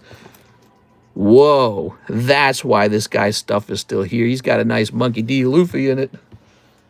This guy will be given extra time to come back for this. I was wondering why this bag was still in there. All right. I was like, what's up with this bag? Okay. I don't like to repo bags that actually have decent value to them. I don't like to do that. I repo ones that are junky. Okay. Let me get that, mister. Yeah, I know, right? No, he's going to be given more time to come in here and claim that. Let's see. I thought it was weird that it was so old. Here's some unusual cards. We've got this holographic Magmar. It's a Shinji Kanda 9 for 26. It seems a bit high, doesn't it? This one does not seem high. Here's a Mario Screen 10, Super Mario Brothers. You got to open a certain number of packs to pull this card at all. Then you got to pay to get it to grade. Got a nice high 8.5. 8.5 is high when you think about how old those cards are and how poorly they were printed and how poorly they were stored in their wax packs. So an 8.5 on this, 8.5 is fantastic. It's a great grade. Look at that beautiful card. It's a little piece of Super Mario Brothers history right there, guys. Printed by the Topps company. Look at that old Topps logo right there. Doesn't that look nice? 1989. Mister, if he never gets that cool Luffy card, can you do a break for it? I suppose. Is Brandon Blade still around? I think he will be. He was he got into like a disagreement with me for a moment. He bought some slabs, he wanted to return some slabs, and I was like, And not because it was a particularly important deal for me. It's actually, they weren't that expensive. But the deal was, I just didn't want that kind of business. I didn't want like a sort of like buy it today, return it tomorrow, buy it today, return it tomorrow. I didn't want that. And I was telling him that. And he didn't really like that too much. And I think his plan was originally not to buy any more cards. But, you know, we talked a little more. It's a little more, it's better now. You know, it's probably not as fun to be told like, hey, there's no refunds on this particular item, but that's how I felt about it myself. I felt like, nah, we're not gonna, I don't want to do that. Here's Nami. I told him just be more, you know, what I told him basically is be sure you buy what you want when you want it. You know what I mean? There it is. But that wasn't like a one-time thing he had asked for. He had he does a thing I noticed where he'll have a lot of fun buying something, and then 24 hours go by and he feels really bad about it. And then he wants to trade it away, or he wants to get rid of it or sell it back, or maybe refund it, return it. And it's like, you know, the trick is to just buy what you want and have fun. That's the trick. You know, we don't want to pour the drink back into the bottle. We just want you to have fun. And so I just decided that, you know, today, well, it wasn't today, it was like a week ago. A week ago would be the day that I just kind of tell him, was like, let's not do that. Let's not do it this way. So here's another one of these Namis. Anyways, but he's very nice. He came back and he said, hey, I'd still like to, you know, open cards and all that. And I was like, oh, that's great. So, you know, one of the things I know about people is if they have the ability to apologize or to, you know, be humble a little bit, you can tell they're a nice person. Some people don't have that ability. So I try to be humble when it's my turn to be humble, and I can tell when somebody else is being nice. So he was nice about it. And I would expect he will be around again, but maybe he's taking a little short break. Let's see. That's not right. You're a fair dude. The abandoned Luffy is only $30 raw. Oh, he's only $30. Oh, okay. So he's not that expensive. Okay, maybe I misunderstood that card. Let's see. You can't have refunds on things that can be depreciated value. Yeah, well, here's the thing. Normally, I probably would just help him out with that, but I just didn't. It was actually inconvenient. That's what it was all about, because it really wasn't that many slabs. But it's the inconvenience of it. Like, I don't want it to be like a pattern of behavior. I don't want him to believe that if you buy a slab on Monday, I'll do a refund on it on Tuesday. I don't want that, because I want you to believe that if you buy it, it's yours. And I don't want to sit down and figure out refund this, refund that. It's just, it's like extra, what would you call it? Like administrative work, maybe? You'd call it like a help desk or administrative work. And I do try to avoid that, because it's like, that's where I make mistakes. And it would be better if you just understood that it's a one-way transaction. So look out for that. It's a one-way transaction. And by the way, in the buyer's agreement, that is what it says, okay? Just fair warning to everyone listening. All sales are final. It says that in the... So if you buy a slab today and you decide, whoa, I regret buying that, you can ask for a return. And I might say yes, and I might help you return it. But I can also just, you know, just say no and be like, let's not do this. You know what I mean? So it depends. I don't want to have to do all the work of doing the refunds. You can't have refunds on things that can be depreciated. The expensive Luffy... Yeah, ultimately, those cards, I'd just sell them again. It's not a big deal. They'd sell again. They'd sell again. All right, let's see. We're hitting refresh on this. Wait, I think I got a message. I heard my phone go off. Sometimes the message is important. Okay, Miss Alexis is here. Do we have any more cards to take down to her? Maybe I run that Whipple order down. Anyway, but yeah, so he and I talked about it. He's all good, and I bet we'll see him again. I hope we see him again. He's a nice guy. Now I got 4 packages coming in. I got to stop buying stuff. Well, Mr. Whipple, but I'm only shipping 1 package. I thought what we had was special, Mr. Whipple. We got a couple more of these 9.5 Pikachus for $45 if you guys are looking for a real cheap Pikachu. Got a couple of these amazing poker cards, too. A couple of these poker cards got good pristines on them. Look at this Mario boot. That's awesome. Yeah, Mario boot's a great card. I got this Princess Peach. That's awesome too. I like that. I wish that the Pokemon poker cards didn't grade 9.5. They all graded 9.5. That was pretty disappointing. I don't actually send as many cards off to BGS because I really look for ones that look like they can do well. But look at, you got 9.5. Oh man, that's rough. It's a buyer market right now, says Mr. Lick and Lowry. You shipped one this week, this one today. I got another box of Mega Dream on the way and some rechargeable batteries for my Xbox controllers. You play Xbox? Lame. No, I'm kidding, dude. We were on a... Ooh, I like this a lot too, huh? Karis and I have been playing Terraria on our Xboxes. All right. Very nice. We did not get back into... Elden Ring... Wait, what's the name of it? Night Rain. Night Rain. We did not jump back into that.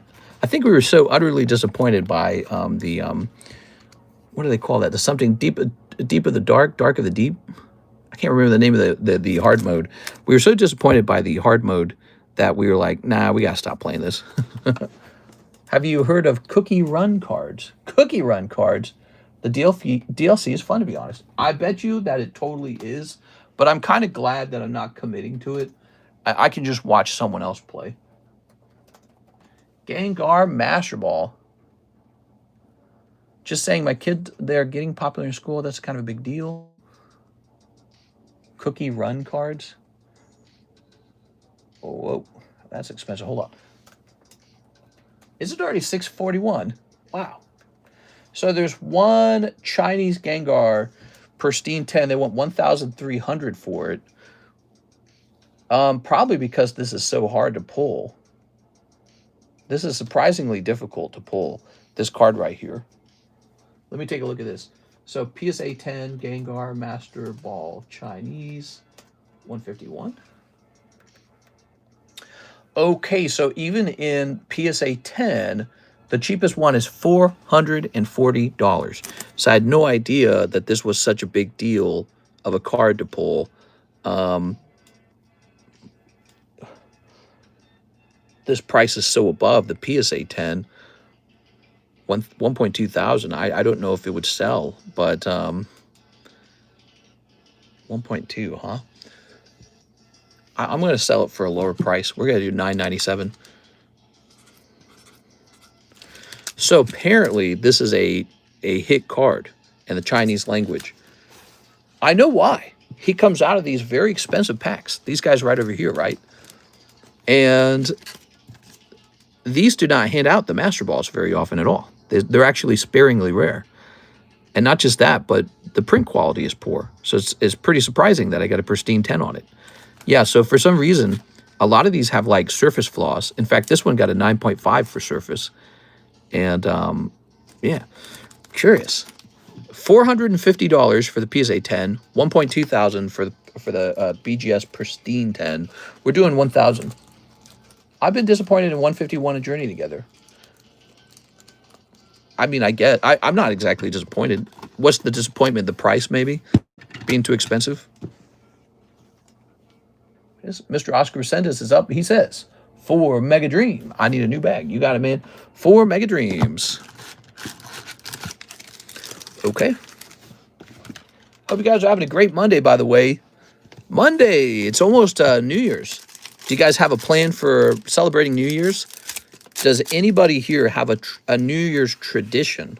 When I was a kid, we would get like a bunch of rare cheeses, and we'd have cheese and crackers. And then I had a girlfriend where her family, ooh, look at that. Her family would eat like crab legs or something like that. Although for me, crab legs are not that rare. I like crab legs, so I eat them a little more often. This we got Dreepy. It's Dreepy.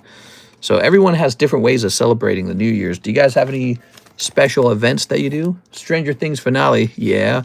Yeah. And it's supposed to be like over 2 hours long or something like that. And you can watch it at movie theaters, right? Isn't that right? Look at that nice little Rayquaza. That's cool. I'll put that over there. The Pika Gengar is a huge hit. Yeah, Pikachu Gengar. Although I've heard he's been going down in price. All right, that's going to be it. So you pull the Dreepy and the Mega Brave. Most overrated Scarlet Violet set. For me, it's Paldea Evolved. No way, dude. No way. That's one of the best. That Magikarp's probably top I don't know. It's in my top 5 for the whole time period. The Magikarp, Shinji Magikarp, one of the best artworks ever. There we go. No, it's definitely worth it. I don't know. That's a good question. Overrated Scarlet Violet set. I don't like the Bubble Mew as much, even though I got a couple of them. I don't like the Bubble Mew. Yeah. Ooh. He's one of the ones that's fallen in price a whole bunch. Mr. Oscar. I think I'd have to think about it more. Oh, number 1 most overrated? Easy. 151. Yeah, 151. I never felt that 151 was going to be that good. Initially, I thought it was going to suck. I thought they were going to way overprint it, and I was wrong about that. But not just that. When they released the set ended up having this new idea, the Master Ball Rare, which ended up being a big deal. That was the first time they implemented it. And so that ended up being a really big deal. And so I was wrong about that set on launch. But I just never liked it because I never liked the design of the Charizard. There it is, 126. Hey, what's up, Victoria? How's it going, Victoria? Okay. Very nice. We're going to allow one of these Namis to be a gym break because it's an odd card and doesn't really belong in the Poke Shuffle. It's not a Pokemon. And what I remember about this card is it was kind of pricey, even as just a ungraded promo. If I remember, I bought a couple promos. I can't remember. I think this was one of the pricey ones. So 41 and 2, that's a gym break. If you want to jump in there, it's available. 1998 KFC. Thoughts on 1998 KFC? Pokemon cards, 1990. They're not very special. I know there's some KFC Pokemon cards. I'm not sure if I'm remembering the ones you're talking about, but I've seen KFC Pokemon cards, and they just look okay. All right, now we have a Mr. Brandon Warder. Hey, what's up, Mr. Brandon? 6 white flares. Are white flares still on the menu? How are they still on the menu? Let me look at this. We do not have white flares. Let me take a look at that. Let me look at that. Give me a second. English. White flares still on the menu. Sold out. Oh my God, I'm so bad at this. So I am so sorry, Mr. Brandon. White flares are sold out, dude. I am so sorry, man. They sold out the other day, and I thought I'd removed it. Maybe I only removed it from the website. Oops. Sounds like something I would do, doesn't it? So you sent for 6 of them, $72. Mr. Brandon Warder, I'm so sorry. We could hold on to your money because I ordered a restock of them like a week ago, so they could be showing up pretty soon. Or you can open up something similar that you would like to enjoy. Here it is.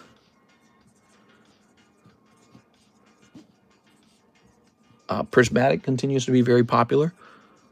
There's Black Bolt, which is a little more expensive. There it is. There was a Seal DOS style. Mister, do you think Phantasmal Flames needed more big hits or the 2 Charizards are enough? The 2 Charizards are definitely enough. Phantasmal Flames is a great set. I just bought 5 cases of it to just kind of hold long term. Yeah, it's a great set. Kevin Maldonado, slab away the Black Label Mario. That one already sold. So sorry, Mr. Kevin. 2 people wanted this, huh? So that is sold. Black Label Mario. Beautiful. We are. Let's see. They were sealed off style. Black Label Super Mario. Oh, you gotta type in like BGS.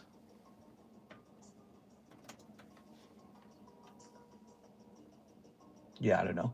Yeah, the price is probably correct. So Kevin, it has already been taken. I'm so sorry. Okay. Nado 40. Dang it, I assumed it was back. Here it is. I'm so sorry, man. Yeah, it was really nice. You assumed it was in the back? It's really nice, and it was taken right away. Isn't that crazy? Now, we do have some other Mario cards, and they'll be at a much better price range. So you might want to keep an eye on some of the other cards that graded a good, like, pristine. Like, check it out. We got a Boo.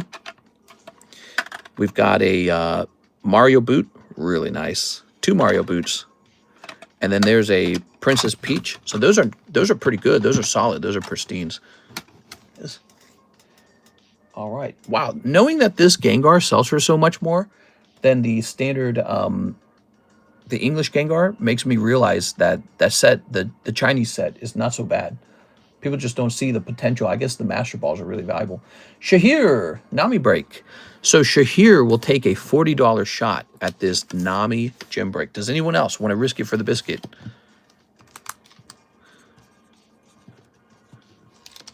This is a break where you may take a shot at this card in a game of Pokemon War, and one person walks away with Nami. Kevin Maldonado says, wow. Yeah, some of these cards have been really nice. Some of the ones we got back. Where did I get this? I don't know where we got this Nidoking from. Look at that. That got a pristine. All these Pikachus getting 9.5, just instantly losing me money. So sad, dude. Should have sent them all to PSA. 9.5, 9.5, 9.5, 9.5. Just 9.5s for days, guys. All day long, 9.5s. Not even pristine. Do you think Gem 3 Gengar will also do well? Yeah, I do, actually. I do. I think that, I don't think he'll be the most expensive card ever, but I think he is what he is. Here's a nice pristine Noctowl. I like that. That breaks my heart. 9.5 on that. There we go. We got pristine Pikachu. There we go. Pristine Yoshi. So yeah, nice pristine Yoshi here. Beautiful card. That's too funny. I'll actually wait for them to restock this time, as I'm trying to get the other 2 BWRs for the roll. Perfect. Okay, so I'll set that to the side. Can you just hold my credit? Yes, sir. All right, there it is. So you guys have store credits with me. There you go. We got a lot of BGS cards in today. Mr. Shahir just jumped into this one-piece promo for Nami. This is a promotional card, so it's pretty rare compared to just like, you know, like a standard, whatever, alternative art you get out of a booster box. I'm so disappointed. Come on, dude. Crazy how tough these grades are, man. BGS is just like, nope. Let's see. Mr. Cody Hodges says... Oh, okay, I think I already read the comment. No problem. Okay. We're jumping over here. I think we are almost done with the Monday stream. It is nearly 7 p.m. Hit refresh on this. Yeah, I think we're wrapping up here, Mr. Shahir. So we're only about 7 minutes away from the end of the stream. But this time, there's nobody in the queue. So I think we're going to go ahead and stop here. I had a great time with you guys. If you enjoyed the stream, be sure to smash that subscribe button. So tomorrow's Tuesday, and we should have a morning time stream. I would bet on it, because this time we have our new internet up, so nothing's going to interrupt me this time. We're going to have a vertical Tuesday morning stream, and then we'll have a horizontal Tuesday daytime stream, total of 2 streams. Okay? Sound good? All right, so I'll see you guys there, all right? We'll see what comes in the mail.